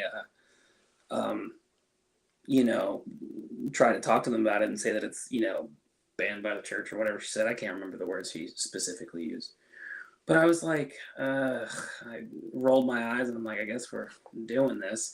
And so I'm like, yeah, bro. I mean, you literally picked a profession where you're being intentionally antagonistic. Like, what do you expect? Do you think people are just gonna like roll over and just like allow you to attack something that they've probably done, held dear to themselves, and practiced for who knows how long? Like, centering prayer is a big practice in the church that's under a lot of scrutiny, and has been a topic of controversy for years, since the 70s when it was introduced from the cloud of unknowing, right? So like there's something about it that's suspect. I love Father Thomas Keating. You can say what you want about him. I've learned so much from that guy. He was just so cool. But you have people that just get so amped up on this concept of like, you're in error, you're not praying the right way, and then they offer this Teresian alternative, and it's like, yeah, you need to be doing this, and it's like, it's so short-sighted. It's so short-sighted, and it's also so boring. It's like, first of all, we don't know like how right or how wrong we are. So like, maybe that person is engaging in something that God naturally gave us, and you're just like dropping trow and smattering your deuce all over it, without any care in the world. And then to have like and doing it with flippancy. It's flippant. It's just like, it's weird. I don't know why they'd be offended. And it's like, well, because you took something that they held dear to them and you basically said that's worthless. Change it and do this instead. And it's just so like, it's like, nobody cares. Nobody cares what one person's opinion is. People care what you think when they know that you actually have their best interest at heart. So like the cheesy saying is, people care what is it? People care what you think when they know when you care. And like, we have such a hard time exemplifying that. And but I mean, that's probably it's pretty obvious. I mean, we don't follow the golden rule, and we know we're supposed to. Like, if we don't do that, then Can I interrupt to tell yet another anecdote about my lovely wife? Holy cow, Yeah, this is crazy. This is crazy. She's on my mind a lot. But this morning after church, she's like, "Oh, today you should go play baseball." Because there's this group of older guys that plays baseball in the park, and I expressed some interest in it before, so I'm like, okay. And then she's like, like a long list, like, oh, just one by one, like as time went on, as we're preparing, like, oh, what are you wearing? Are you wearing that? Okay. Can you change your shirt? Okay. That shirt's too baggy. You put on a tight one. I say, okay, you just pick the shirt. Okay, are those the shorts you're wearing? Yeah, unless you want to find a better pair of shorts. She found me a better pair of shorts. Those socks, they don't really go with the shoes. Could you put on it? So, whatever. And like, you know, she maybe changed my shoes, changed my socks, changed my shirt, changed my shorts. And she even had me, like, my hair was too frizzy. She's like, can you put like a bandana or something on your hair? It's like, what the hell? Am I your doll? Like, you're dressing me up to go, like, to go and perform like on the baseball diamond? Like, I've never played in my whole life. Like, what are you expecting of me? Like, is it just a photo shoot? Like, what is this? I didn't say any of this. I'm just thinking in my head, like, this is, I feel now, I understand now the objectification of women, like how they feel when a guy's like, hey, wear that sexy red dress I got you, or whatever. It's like, I understand the feeling now. It's like, it's horrible. It's a horrible feeling where you're just a doll getting dressed up by your partner.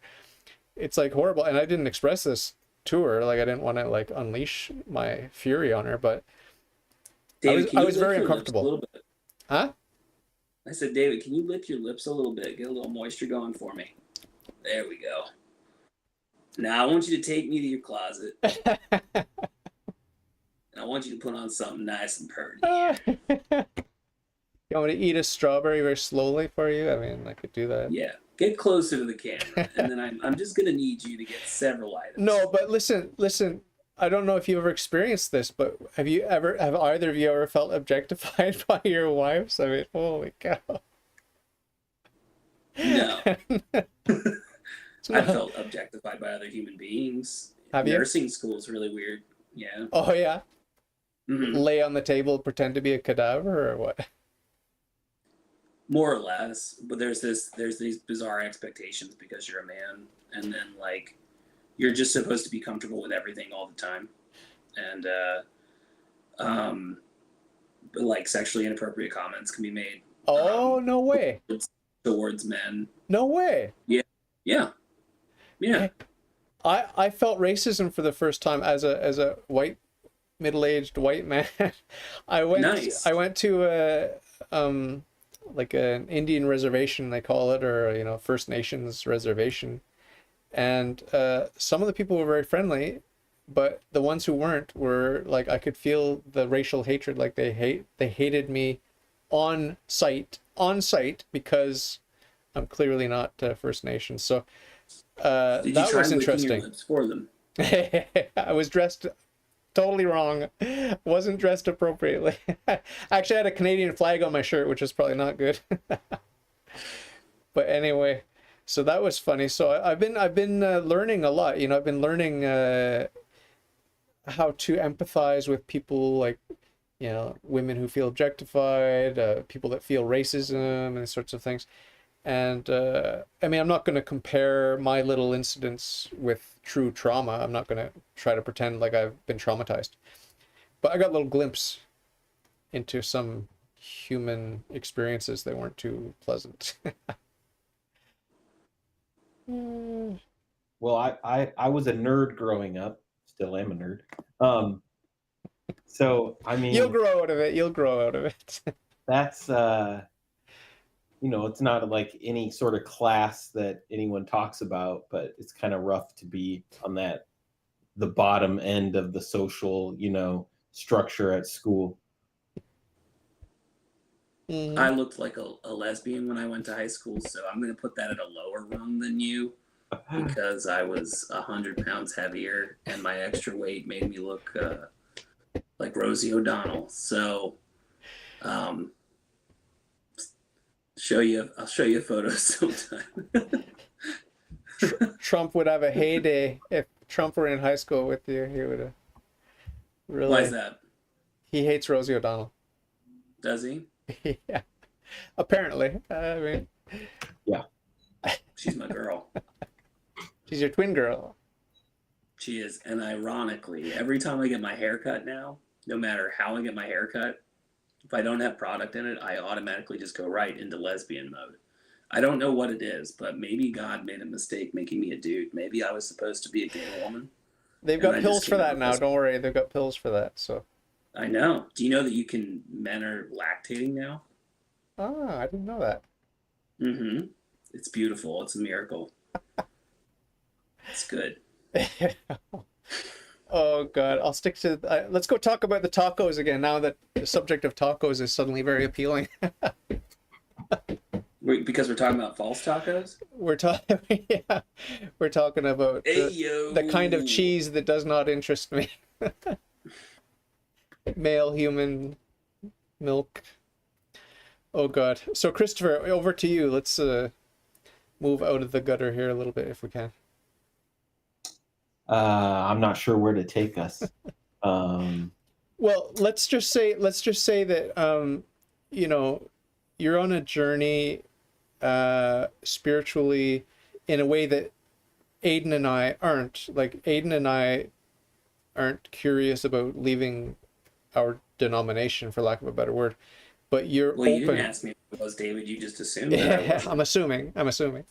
But you're open, Christopher. You're open to like what is the church and these sorts of questions.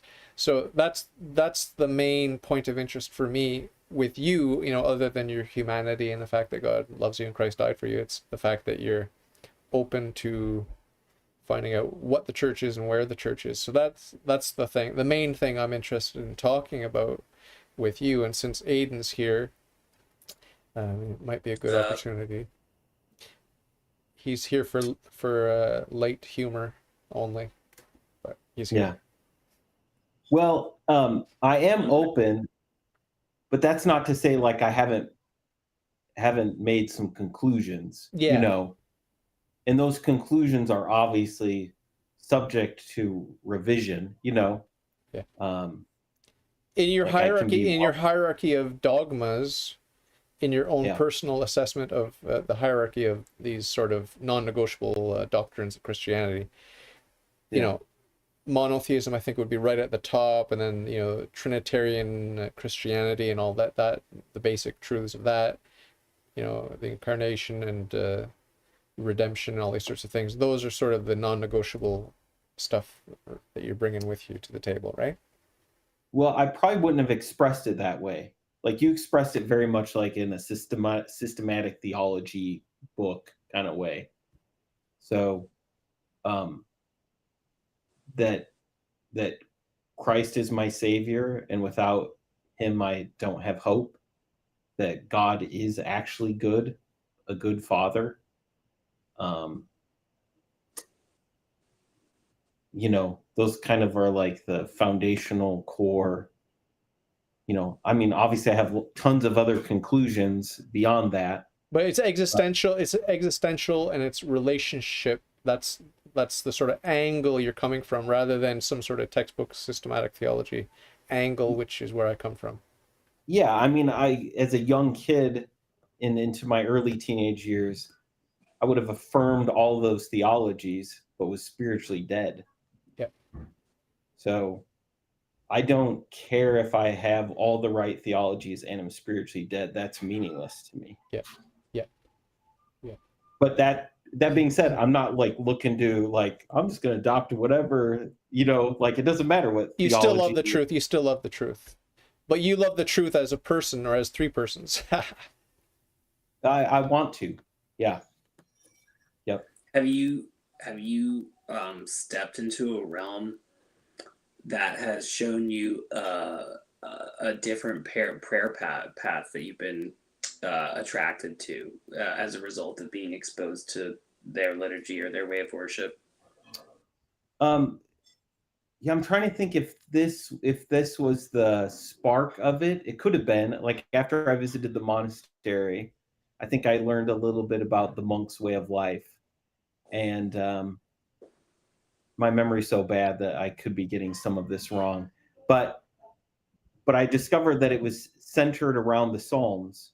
So before we read the New Testament, we would go through the Psalms, you know, every day a Psalm, read the Wikipedia article, you know, learn about like the rich history of that Psalm in the church, whether it's like Protestant, Catholic, Orthodox, Bob Marley, whatever, you know, wherever that Psalm showed up, you know, it's like very rich. And that is very much like I learned that the Psalms or the prayer life of the church in, corporate and then in private. And so for me, I've always loved the Psalms, but now it's just like a whole new level of seeing them as like the lungs of the church, basically, throughout time.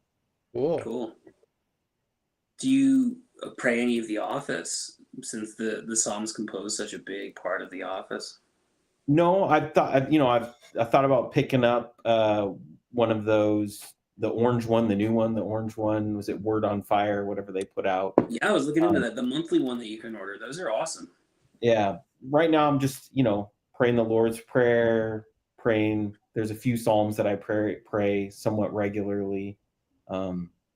There was as we were going through the Psalms, there were definitely some where it's like, I'm here right now. Like this Psalm is like where I'm at. I'm gonna hang out here. I'm gonna pray these few Psalms.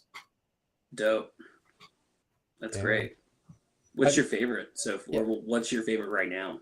Oh, and also I was inspired to make a little like prayer place in our house, like a little closet. Oh, dope. Do you have any icons? I don't have any icons. David, we'll send you some. Take off some pictures of your wall and send it to him. Yeah, we should. I do have a favorite icon. So I apologize for this. I don't want to like preface everything, but like I'm not like on board with venerating icons. Yeah. But I do like icons. Yeah. My favorite icon is the icon of John the Baptist's head on a platter.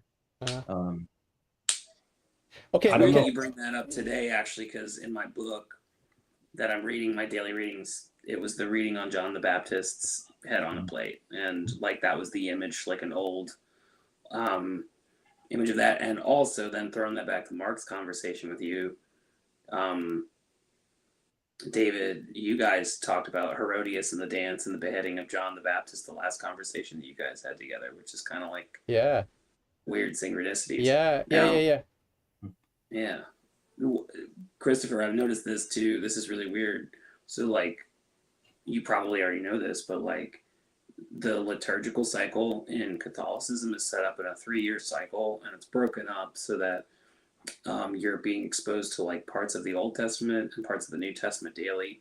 Then like on Sundays you get like the letters of the New Testament along with it. So you're getting like several of those readings. Then you get like broken up pieces of like psalmody that you're kind of singing through. They're not comprehensive by any means, but they're like pervasive just because of like the amount that you go through every day.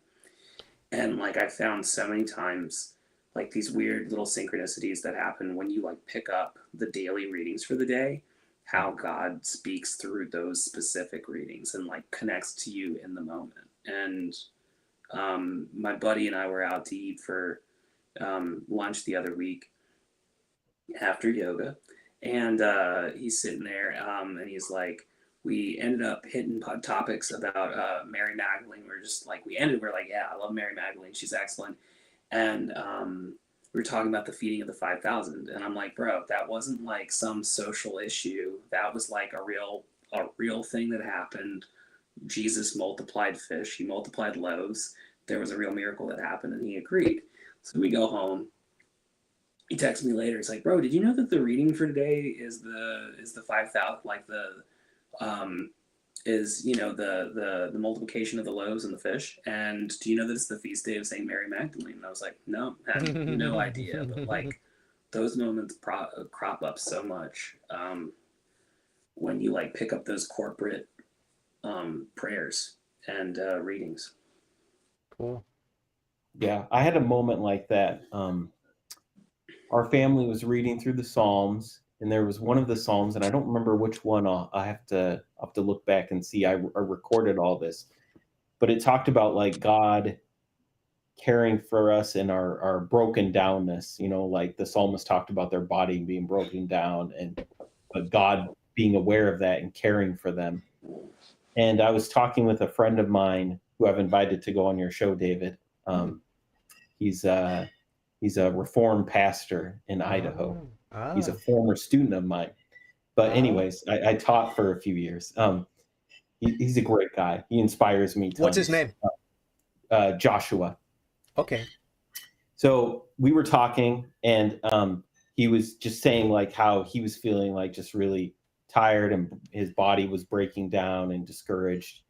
And I wasn't going to say anything because it feels sometimes like someone tells their thing and you're like, here's a Bible verse for you, like I just read this. But then I was like, I'm going to tell him, so I told him this psalm. I said, I just read through the psalm, it seems like it fits with where you're at. Like, I hope you find encouragement from it.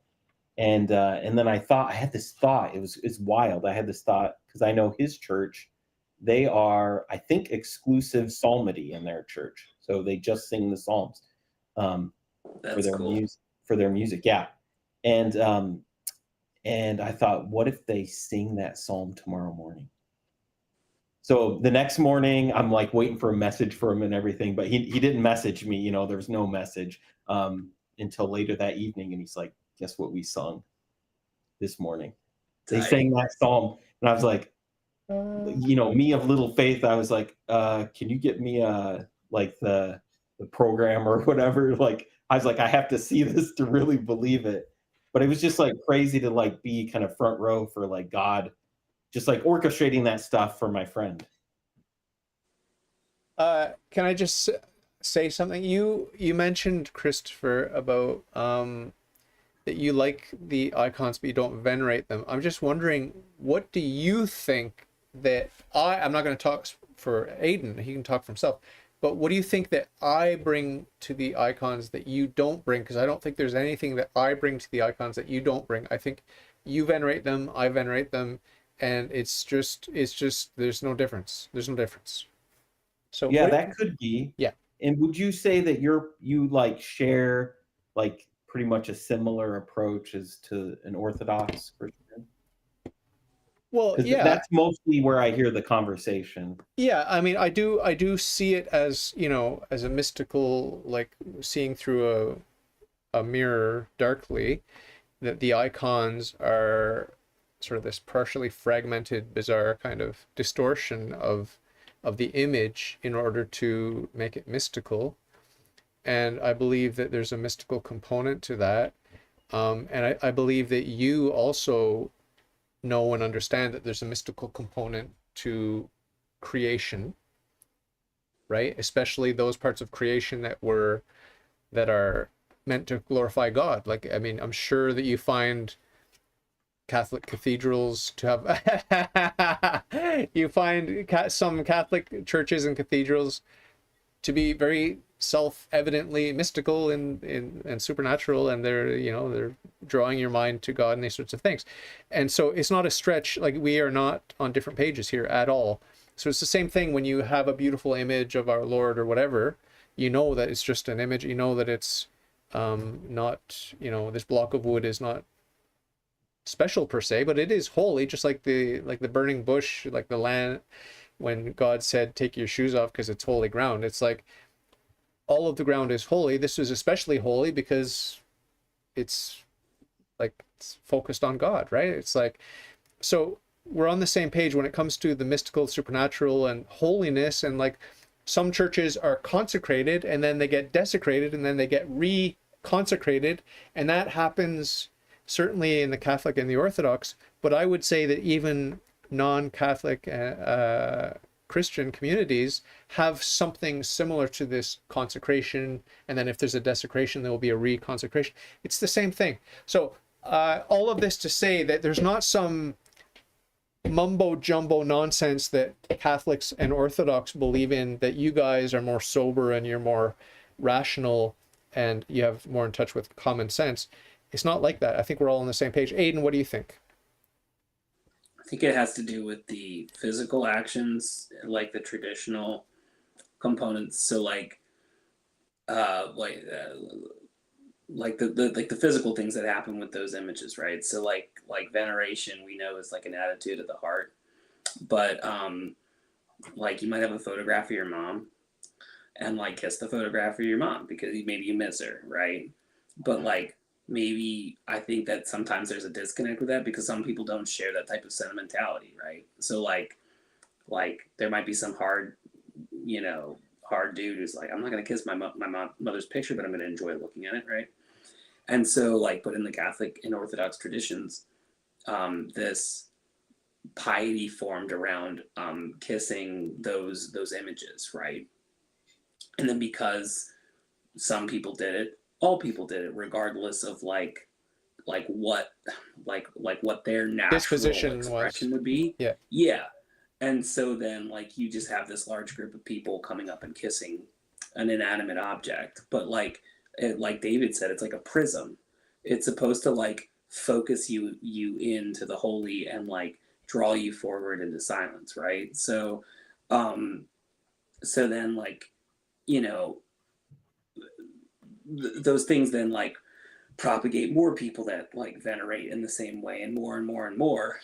And if there's not an equal amount of teaching, and there's an overemphasis of piety, you're gonna have this fear then develop from people on the outside. They're like, well, Superstition. Superstition. that's superstition, that's idolatry. Yeah. And I don't blame them, you know. Yeah. Because like I'm not a photograph kisser, you know. I don't kiss my icons, but there are moments when I want to, like where I see, like I have a picture of Jesus that's like very real, photorealistic, and occasionally I'll pick it up and kiss it because I love Jesus, not because I think the photograph is Jesus, but just because I'm like, oh, hey Jesus. Doesn't feel totally natural to me all the time. Yeah, like when I kiss this, I have a crucifix. I love it, and I kiss the feet. So what I'm doing when I'm kissing the feet of my crucifix is I'm saying, hey God, look at me. I love you, and I'm humbling myself. And this, this representation, this image or whatever it is my way of connecting to you on that vertical dimension, even though I'm on the horizontal dimension with this physical object. So I have an audience with God. I know God's watching me. I know he loves me, and he likes it when I do these gestures, and he knows what the gesture is, and he knows that I know what the gesture is and what it means and what the real value of the gesture is. So it's the same thing with the icons, the veneration of the icons. It's like we know, or those of us who are educated and have thought about it know, and we know that God knows, and we're all on the same page. The problem is, like what Aidan pointed out, is it becomes a human tradition, and then some of the people that are doing the thing don't know what they're doing or why they're doing it. I think, yeah. So, and I'm familiar with pretty much most of that,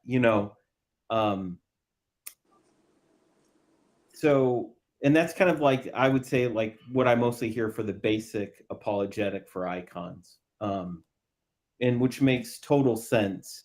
I think sometimes I have issues for, like, as I go further down that path of exploring it, so it could be icons, it could be Mary, it could be all kinds of different things. Is like, I get the apologetic, kind of the initial, like, oh, you're a Protestant, you're not comfortable with it. Here's a way to think about it. And largely I'm on board with what's said there.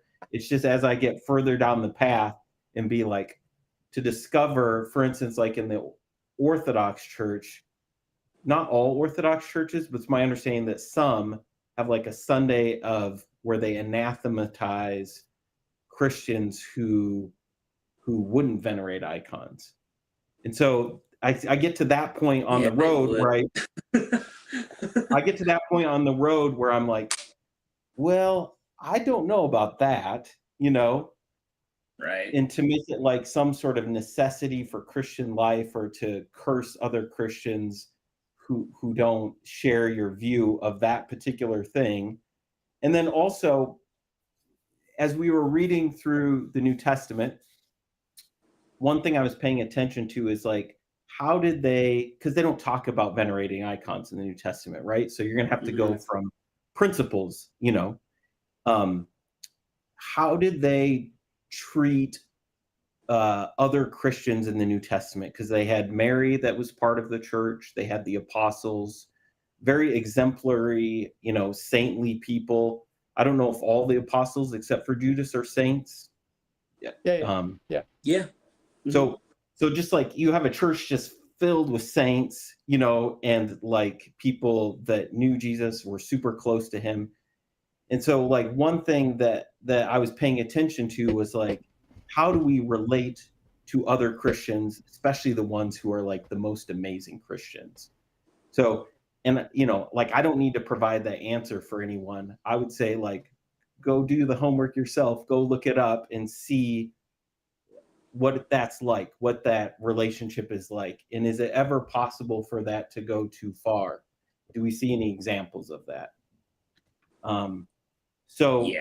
that's where, it's further down the road where I start to develop a little bit of concern.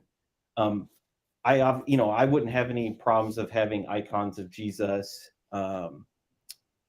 and even the one of John the Baptist. I look up to what John the Baptist did. He's an inspiring dude for me. Yeah, well, if you had a family member that was really, really a really good Christian, as far as you know, and that's everyone seems to agree or whatever, I think that you might have a special place in your heart for that person, and that the image of that person, the photograph of that person, would get a place of honor on your fireplace or mantle or whatever, the table by your bed or whatever, and that's basically what we're doing. That's what we're doing. We are inspired, and we thank God. All the glory goes to God. All the glory goes to God. And when I kiss the shrine, like the tomb of some saint, like I went and saw the tomb of a Mohawk saint when I was at the First Nations reservation, I kissed the tomb, and God knows and I know, but I said it in my prayer anyway, just to remind God and to remind myself, it's all the glory goes to God. All the glory goes to God. Look what you did for this humble servant, your humble servant. And what does she have that she did not receive? Nothing. There's nothing she has that she didn't receive. So that's at the very heart of, every Catholic's devotion to every saint. Always, always, always, always, always, always, always, always, to the extent that they're Catholic. Now, are there bad Catholics? Yeah. Are there misinformed Catholics? Are there superstitious Catholics? Yes, yes, yes. Here in this fallen world, yes. But they're going to get... And I think if you're worried about being offensive to God, I think that kind of nullifies like the idolatry that could be potentially involved with it, like one of the things I've heard, because I get irritated with this stuff too, because I have a special devotion to Our Lady, and like a big portion of my prayer life revolves around her, and like the contemplative prayer that I engage in is Marian colored but Christocentric, right? So Julian of Norwich said, the contemplative soul that looks at Mary goes on to contemplate the face of God.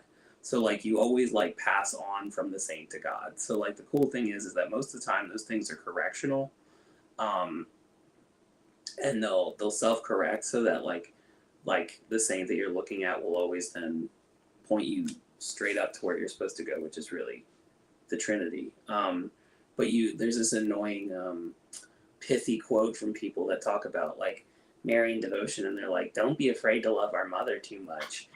Nobody can love her more than Jesus did. And it's like, well, that's not the point. I mean, idolatry is committed when we put something over God. So obviously Jesus couldn't do that, but we certainly can idolatrize or turn anything into an idol. Yeah.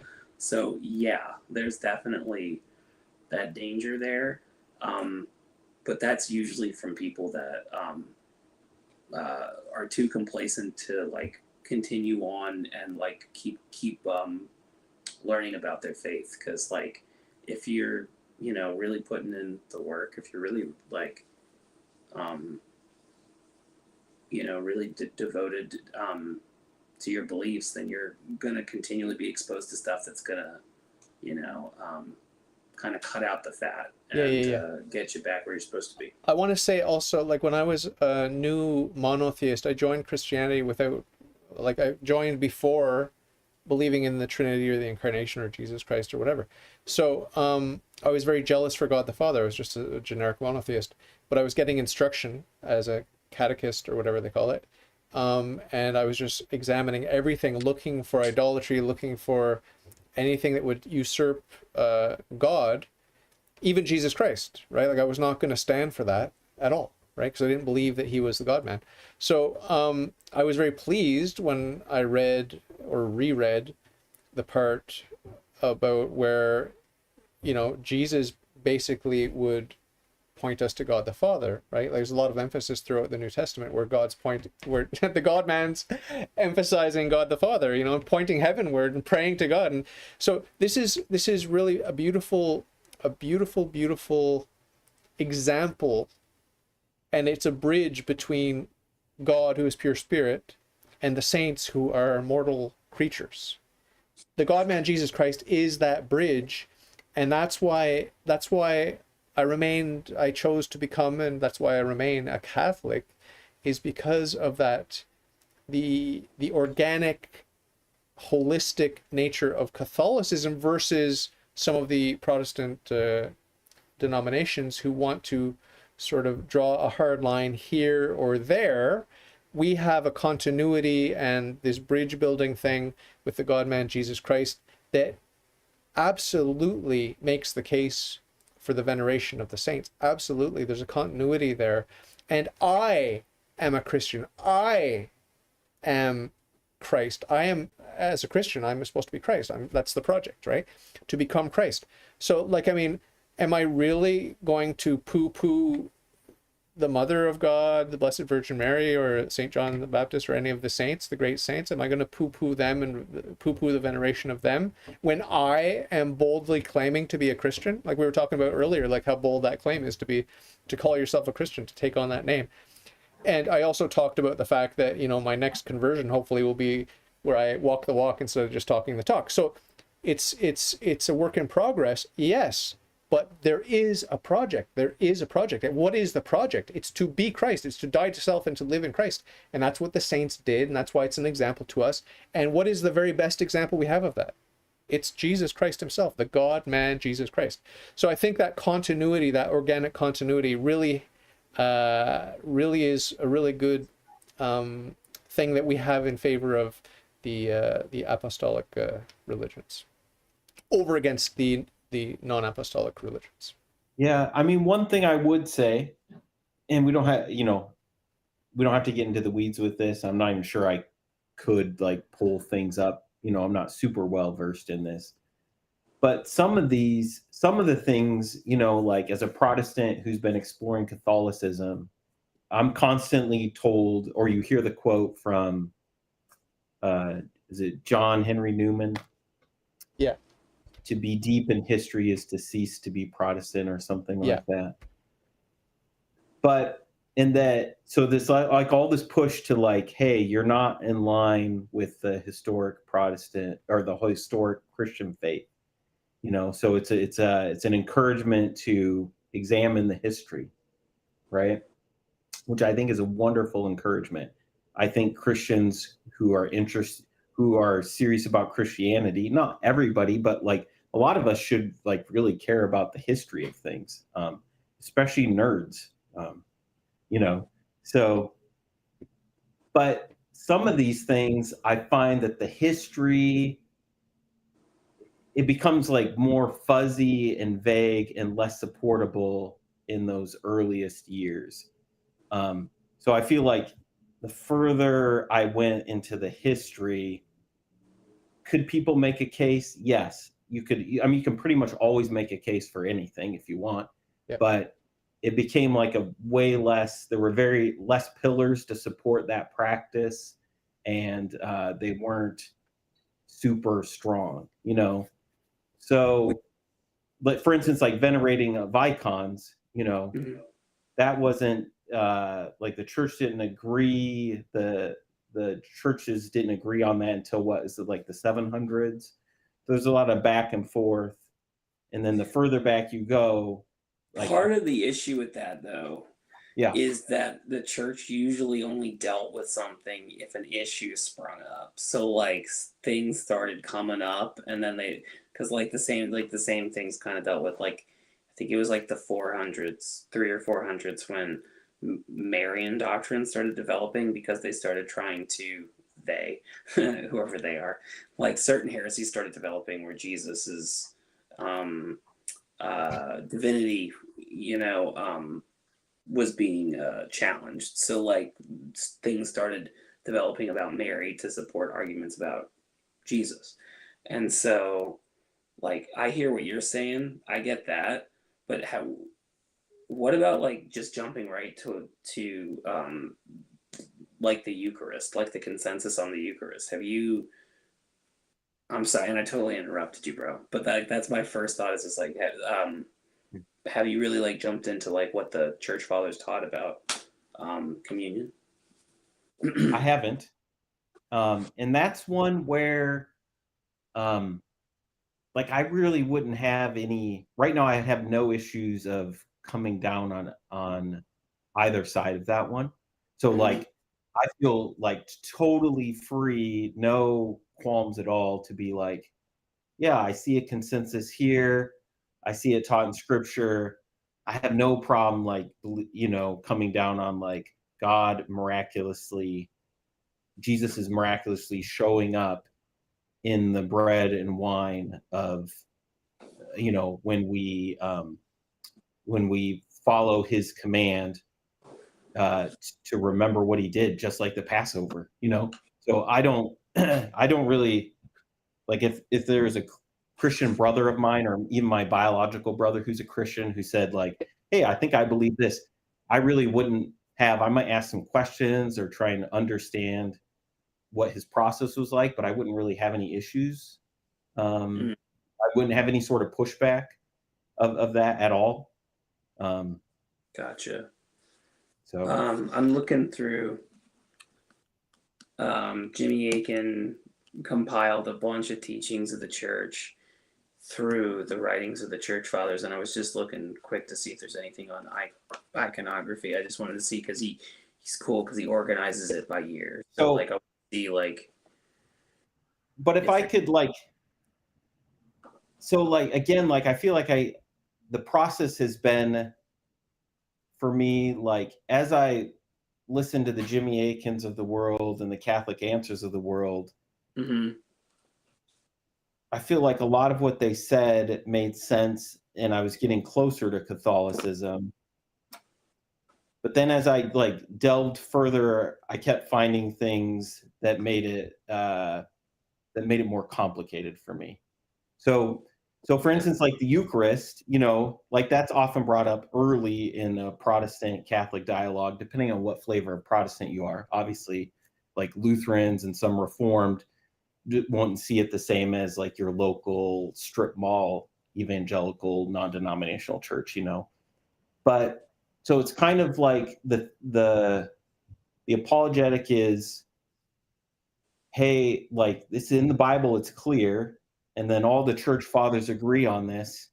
You should be aligned with history, right? You have the scriptures and the history. If you're going to be a Christian, it makes sense. Like, why don't you align yourself with that? But I think like one of the tricky things that I ran into further down the path of that was that for hundreds of years, the Catholic Church like withheld the cup from the laity. So and I can't find any like great reason for that. I obviously I'm familiar with the apologetic response of like, well, Christ is fully in both of the Yeah. elements, but that doesn't really like, you've just like explained to a Protestant that they need to take the history really seriously, the early church fathers and the scriptures, but then now you've kind of like flip-flopped on them. So it's Yeah, things like that that I run into where I'm like, now, that's kind of where like I'm stuck. I got you. Um, and I guess where I was going with it is like so like tertiary, secondary, primary issues like so um beelining it for like the papacy and the legitimacy of the papacy Mm. or the legitimacy of the practice of the reception of the Eucharist as the body, blood, soul, and divinity of Jesus. Those are probably what lead people into um, uh, Catholicism or Orthodoxy. Obviously, you can interpret the Church Fathers as um, not giving primacy to the Pope. or having him as the first among equals, that whole tradition. Um, or you can read into it the legitimacy of the Petron, chair and all of that good stuff. So like I think David would probably say the same because that's kind of what you come back to, isn't it, buddy? Like all the other stuff, like the veneration of icons or like the intercession of the saints. That it flows from there. Well, yeah, for me, Yeah, because you then have it's, to lay down your. it's such a cliche, and I've said it so many times, and many Catholic apologists have said it so many times. But what I really recommend you do is you go and watch Marcus Grodi's Coming Home network. He has the Coming Home show where former non-Catholics become Catholics. And it's 100% of the time, it's always the same story. It's about authority. When the person realizes that the question of authority has to be resolved, right? It has to be resolved. The question of authority has to be resolved. Whenever the non-Catholic Christian comes to that understanding and it becomes clear, oh my God, I have to resolve this, then they end up being Catholic 100% of the time. I'm not saying that everyone that wrestles with it gets there, but that's, if you finish wrestling, it's because you got there. Okay. And there are people that are wrestling with it and they're not there yet, but if they keep wrestling with God's help, they'll get there.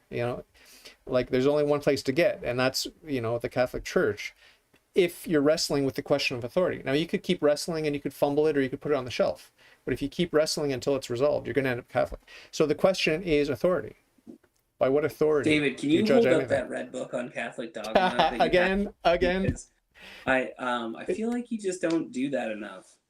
The fundamentals of Catholic dogma. I gotta hold up every time you hold that up. I gotta. Ludwig, I love that man. I read that book for pleasure. It's so good. It's not at all dry. It's amazing. But seriously, the question of authority, I mean, that's what it's about. And like my path is one particular path with its own colors and my own quirks and whatever. But I recognize that, the question of authority that was so large and central in my journey is also large and central in the journey of everyone on the Coming Home Network's journey. Just go and watch it. Go and watch a dozen episodes and it's amazing. It's amazing how simple the stories are.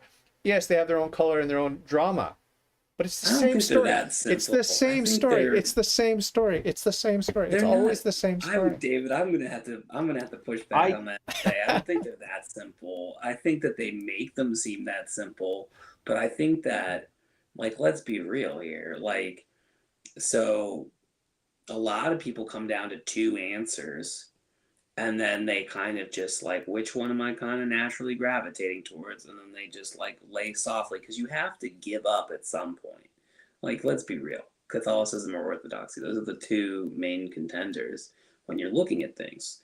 And so you have Michael Lofton, right, who was on your show. And he was talking about how cyclical the whole thing becomes on one of his videos it posted months ago.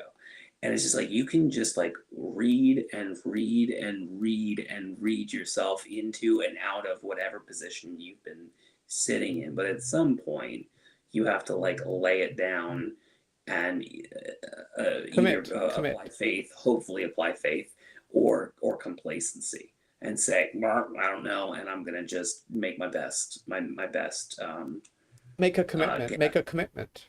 Right. So like the whole like simplicity. It's like, I don't know. Like I think everybody, like, that wrestling really sucks, and it's not tidy. It wasn't tidy for me anyway, because I still look at, like, for me it was not as detailed, not as thorough. It was just, okay, I know that there's a historical church. I know that there's only a couple of historical options that are really given credence. Very general, not a deep dive, because as soon as I like get into one thing, I get into another, and I don't have the attention span for it. So like, okay, right, this is where I think I'm supposed to be. I think it makes more sense to argue for the papacy, and I think that you have to acquiesce to that. And I'm like, yeah, that makes sense. No, but listen. What you're missing from, maybe I'm communicating poorly, but the simplicity is not in the the simplicity is not on the surface. The simplicity is in the depth of the golden thread that runs through all these stories. The simplicity is that God is one, and Christ is one, and the church is one, and it's one. It's that oneness. It's that unity. It's that that sovereignty, the sovereignty of God.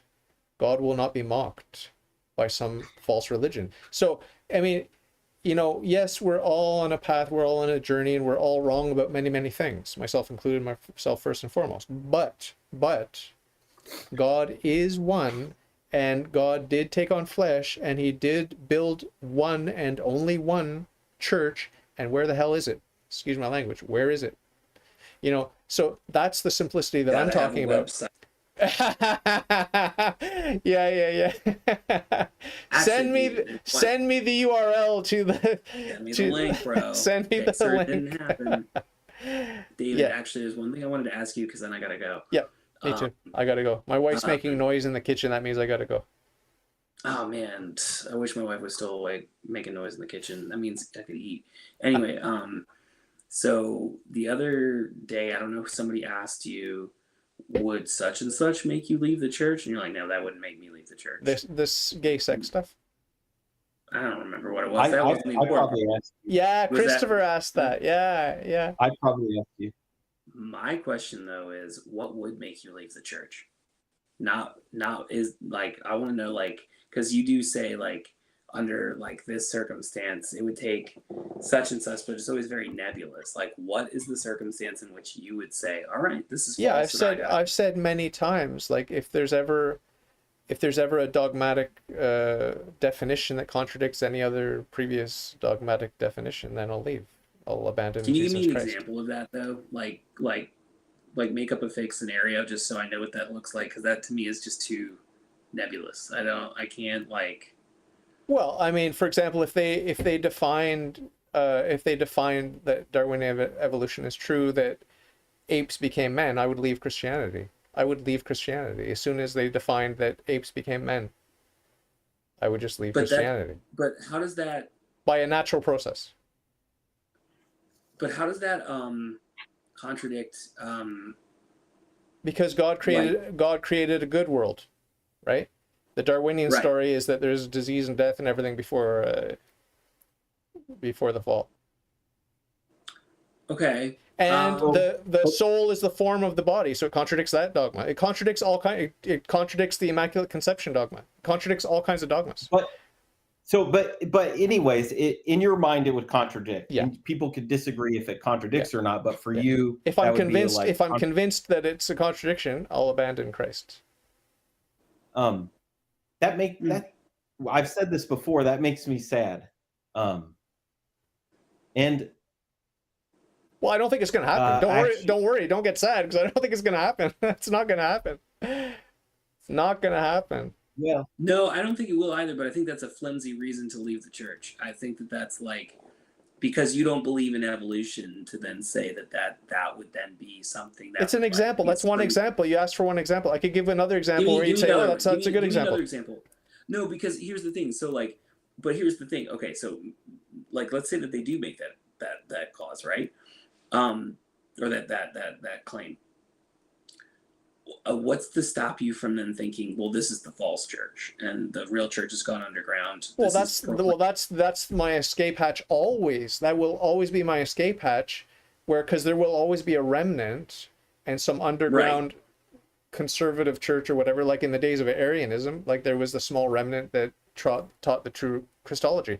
So I'm doubly not worried about it. I'm not worried about it because I don't think it's going to happen. And even if it did happen, there will always be people who carry on the true church, right? So it's like, that's my question though. But would you just automatically assume that was a falsehood proclaimed by somebody who didn't have power to do that? Do you know what I'm saying? Like if Pope Francis came out and like spoke from the chair of Peter and said, gay sex is good, sodomy is good, or whatever. Gay sex is awesome. Yeah. Party and hump butts, whatever. Yeah.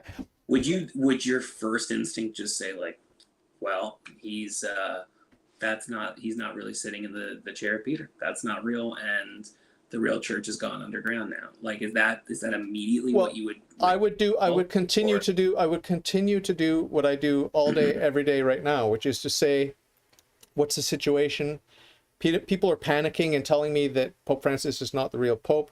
What's the situation? Well, okay, what does my local priest say? Well, my local priest mentions Pope Francis by name in every single Mass. So according to my priest, who's the Pope? It's Pope Francis. And what about that other priest and the other priest and the other priest? Every priest I've ever gone to Mass with, they all say Pope Francis is Pope Francis is Pope Francis. So I don't agree with Pope Francis about evolution or about, the jab or any number of things. I don't agree with him. But that's fine. That's fine, because he's not dogmatically defining the things like that I have to get an experimental mRNA injection or whatever. He's not dogmatically defining that. He's just naively trusting the science, so-called. So I can, there are plenty of reasons for me to panic, just like Taylor Marshall's panicked, or just like Michael Voris is panicked, or Michael Matt, or all these people, they're panicked. I'm not panicked, because I just take a bird's eye view. What's the church say? What does the church tell me? Who's Pope? And what does the church tell me about, the hierarchy of the dogmas, and what's defined and what's not defined, and what's discipline and what's doctrine, and just get a bird's eye view. What's happening? Because people are panicking because of some headline about what the Pope allegedly said. I'm not. So it's the same thing when there's another big headline. Oh, Pope Francis said it's okay to have sodomy or whatever. I'll just take that bird's eye view. What's the church's reaction to this alleged piece of news? And same thing with the Pachamama or Pachamama, whatever you call it. It's like, I just looked around, like everyone was panicking in the conservative Catholic world. I just looked around. How many of the parishes that I go to have set up an idol on the altar? None. Zero. Never ever seen a Pachamama set up on the altar. But that's what they were all screaming about, that now we have to worship the Pachamama, and this Pope Francis wants the Catholic Church to worship the Pachamama, and so that's why it's a false church and these sorts of things. Well, no, it's not a false church, because I've never ever seen a Pachamama. And, Pope Francis hasn't made it a dogma that Darwinian evolution is the case, and all these sorts of things. So it's going to take a lot. Like, I'm really not worried about it. It's a very hypothetical, very, very hypothetical question. And I would just apply the same principles I apply today. Who's the Pope? What's the church saying? And how does it jive with tradition? Hope that answers the question. I guess it does.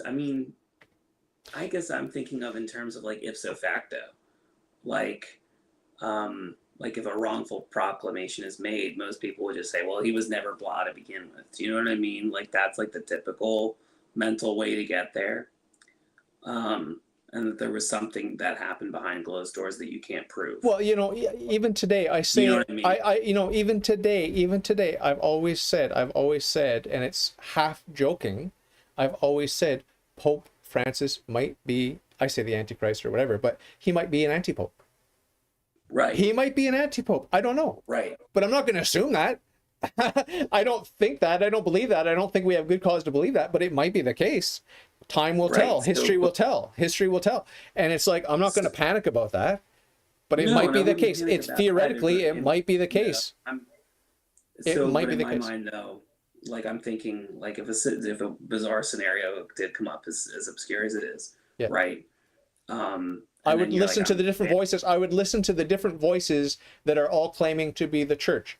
The Michael Voris church, the conservative church, the liberal church. I would listen to all these competing voices. Seek out the underground. You would find you'd find the true remnant. Is that what you're saying? And then see what they have. Right now, it's the same situation right now. I've got different people claiming this is the true church, this is the true church, the Orthodox, the Rad Trads, the Sedevacantists, they're all like Peter Diamond, they're all claiming they're the true church. And so every day I do the same evaluation. Sorry, guys. What's the true church?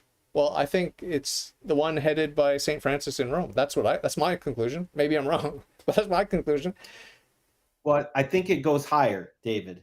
Yeah. There's someone above St. Francis at Rome. Obviously.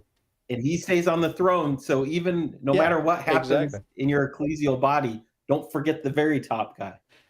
Yeah, of course.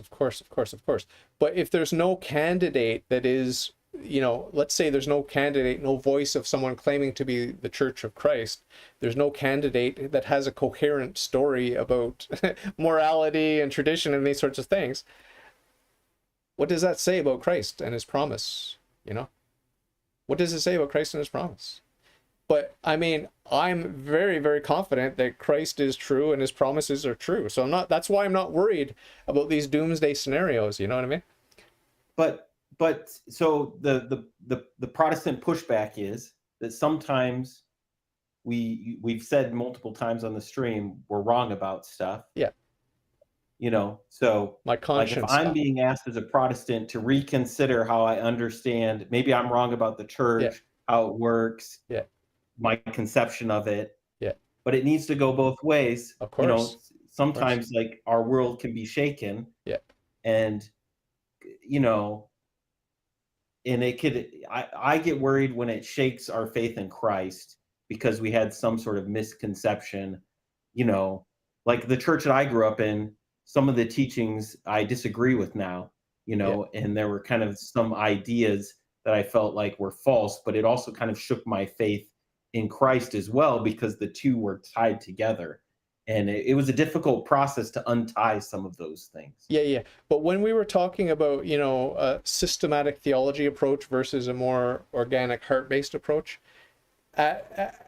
really fundamentally, when it comes right down to it, it's me being honest with myself and listening to my conscience. And it's like, who do I think the good guys are and who do I think the bad guys are? Period. Right. It's not about my favorite sports team, like I'm going to cheer for this team no matter what, No, if the team's corrupt, I'm out. If the team is corrupt, I'm out. Period. I like that, but I also just want to know, but what if the way you're thinking about the papacy, what if you misinterpreted something about that, though? That's where my mind goes. Well, my bar is very low. The bar is Christ promised that the church that he built, the gates of hell will not prevail against it. Period. That's the bar. Right. That's the bar. So it's very simple. And say, okay, so there's an invisible church that doesn't have. I don't believe that there's not a visible church. I don't believe that there's not a visible church. I believe there is an invisible church, but I don't believe that there's not a visible church. I don't believe that. I'm never going to believe that. I'm never ever going to believe that. Never. So, but so if you trace it back, then to scripture, so because everything you're kind of going back to that, it's just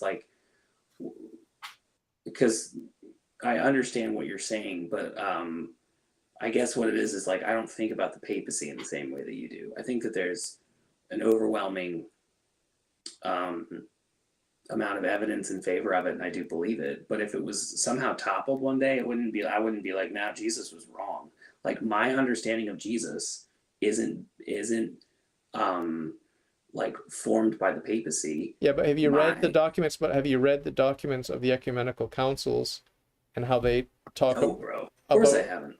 Okay, well, I mean, it's kind of a big deal. I mean, I'm invested in the teachings of the church that Christ built. If it turns out those were false teachings, then I belong to a false church. So where's the church? The question then becomes, that was a false church, so where is the church? And you can't tell me it's just some ill-defined group of people using their private judgment to interpret some set of dead books. You can't convince me of that. No matter what you say, you'll never convince me it's just a loose amalgamation of people using their best guess, their fallible best guess with their private judgment. That ain't gonna cut it for me. Ever. It's never gonna cut it for me. I need the authority. I need the authority of God. And for me, Pope Francis has the authority of God in a very limited, narrow sense. But it's what the does authority of God. The word church mean? What does the word church mean? Where does it come from? Ecclesia. And what does that mean? The people, the gathering. The gathering. Yeah. It is a visible thing. Yeah. It's where Christ's people are gathered together. Yeah. So, Yeah. But what I always say is, hey, this is really cool that we gathered together. Maybe we should write some of this stuff down. It's kind of important, right? So let's write it down. And that's what the church did. And that's why I belong to the church, because they wrote stuff down.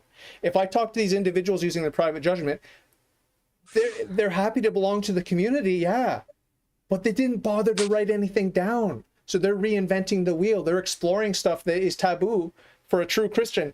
It's been settled. The issue is settled. We cannot question that. We cannot question that because it's been settled.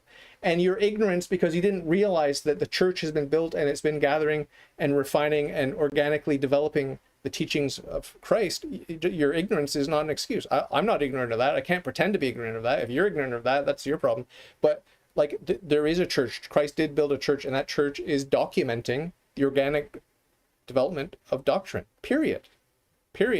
I can't unsee that. I cannot unsee that. I've seen it, and it's beautiful, and I love it, and I can't unsee it. I can never go back to. I was born and raised Protestant. I can't go back.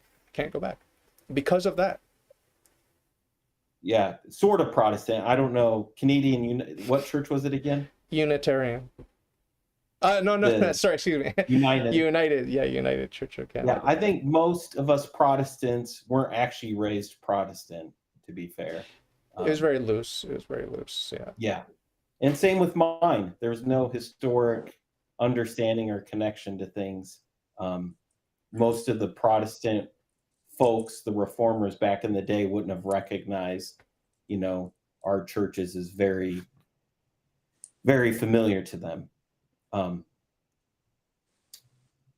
Yeah, I guess so. It seems to be coming down to, like, if we were to have further discussion, it would be like, how do you conceive of that church? How you answer that question is going to result in completely different answers. So if you conceive of it from an authority lens, or at a certain ecclesial like governmental structure type of thing, and then it all resides on that, if that crumbles, you kind of are left with nothing.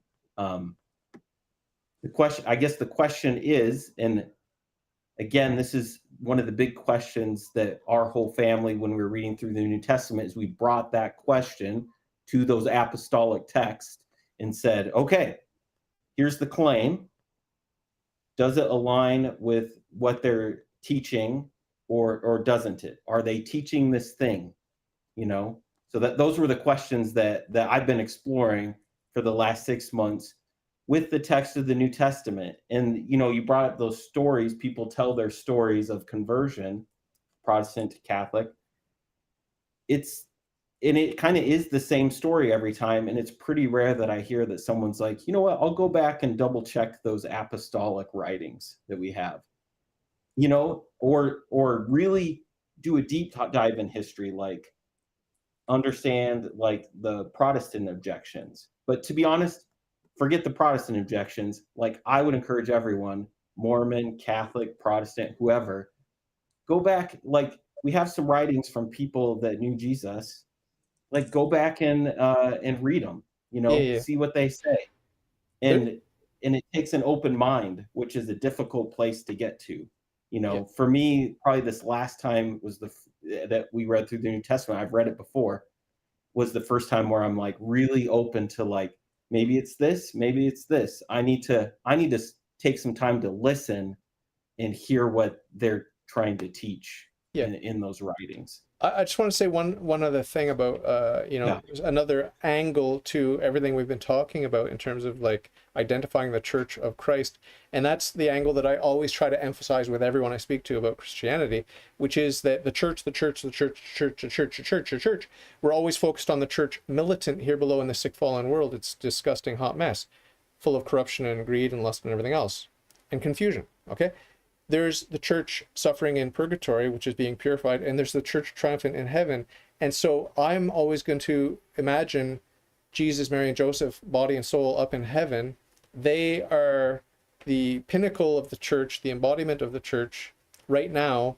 And what church do they belong to? Like, they're looking down on this hot mess here in the church militant. They're looking down on all the politics and all the corruption and everything else. What are they seeing? Are they seeing the church that Christ built? Are they seeing it survive shipwreck after shipwreck after shipwreck after shipwreck? Yes. Read history and you'll see that it's messy. It's not a puritanical, perfect, squeaky clean history of the Catholic Church where nothing bad ever happens. No. But Jesus, Mary, and Joseph up in heaven are looking down at that messy history, and the God-man, along with the other two persons of the Trinity, are intervening, doing everything possible to guide the church that Christ built, the one and only church that Christ built, into heaven. And it's going to happen. My faith in that is supreme. I don't doubt that. I don't doubt that. Okay? It's always going to be there amid, the beautiful baby Jesus is there amid all the bathwater. So I want to reassure you about that. Like, that's another perspective, a mystical perspective, where it's like, yes, it's messy here. Yes, I could be confused. Sure, I am confused. But Jesus, Mary, and Joseph up in heaven, they're not confused. They're not confused. So, and I apologize for saying this ahead of time, but having had many conversations with Mormons, is they have a very similar idea of their church. And asking them that question of how would you know if your church was wrong, the answer tends to be, it never will be wrong, so I don't have to worry about that. Well, you'd say the same thing. You'd say the same thing. You would say the same thing. You would say the same thing. I have a different view. No, but your view is that Christ is one and Christ and his church are one. That is your view. That is your view. That is your view. You don't have a choice. That's your view. If you're Christian, that's your view. That Christ is one. He's not many. His name is not Legion. Christ is one, and he built a church. And Christ and his church are one flesh. This is a deep mystery, as St. Paul says. You do believe that if you're Christian. Okay? So that's all I'm saying. That's all I'm saying. Christ and his church are one. Christ is up in heaven. He's not stupid. He's not blind. He's not confused. I'm stupid. I'm blind. I'm confused. But he's going to guide me. He's going to guide his church. That's it. End of story. And I'm not worried. I'm not worried about if I go to the pearly gates and God's like, oh, your theology was wrong, and the Pope you believed in was an anti-Pope. Who cares? I don't care. I don't care. And God doesn't care. God's looking at my heart. He's looking at my heart. Do I love him, and do I love neighbor for his sake? Period. So that's it. Well, yeah, I just hope for everyone that no matter where you're at, because not everyone is in the one true church, whatever one true church you think that is, not everyone's in it. So if, let's say you're not in the one true church and your church gets shaken, like whatever happens at your church, and now your faith is really being shaken as well. There's a hymn that says, like, my hope is built, what is it? I looked it up. My hope is built on nothing less than Jesus' blood and righteousness. So, like, I would encourage everyone, like, let's, build our hope there. Yeah. And thankfully, if you're in the one true church, you're good to go. You don't have to worry about Not it. necessarily. But everyone else. That's not enough. It's not enough to be a card-carrying member of the one true church. That's not enough. Right. That's not enough. That. If that were enough, I'd be sweet. That's not enough. It just means greater damnation for me. That's all it means. If I end up in hell, that's all it means. Well, thankfully, we have a father who's better than this father. So I'll let Aidan have the last word before he goes off to bed here. I'm tired. I'm dead. That was it is good, finished. It is finished. Amazing. That was long. It is finished. It is finished. It's one of my longest streams. Thank you, my brothers. I love you both. Pray for me. Buddy. I'm praying for you, as you know. And we'll do it again soon. Definitely. Love you guys. Enjoy the tacos. I will. It was nice meeting you, Christopher. Yeah, great to meet you. Take care, talk buddy. soon. God bless you both. See you, David. Bye. Bye. Love you. Love you. Bye. Bye.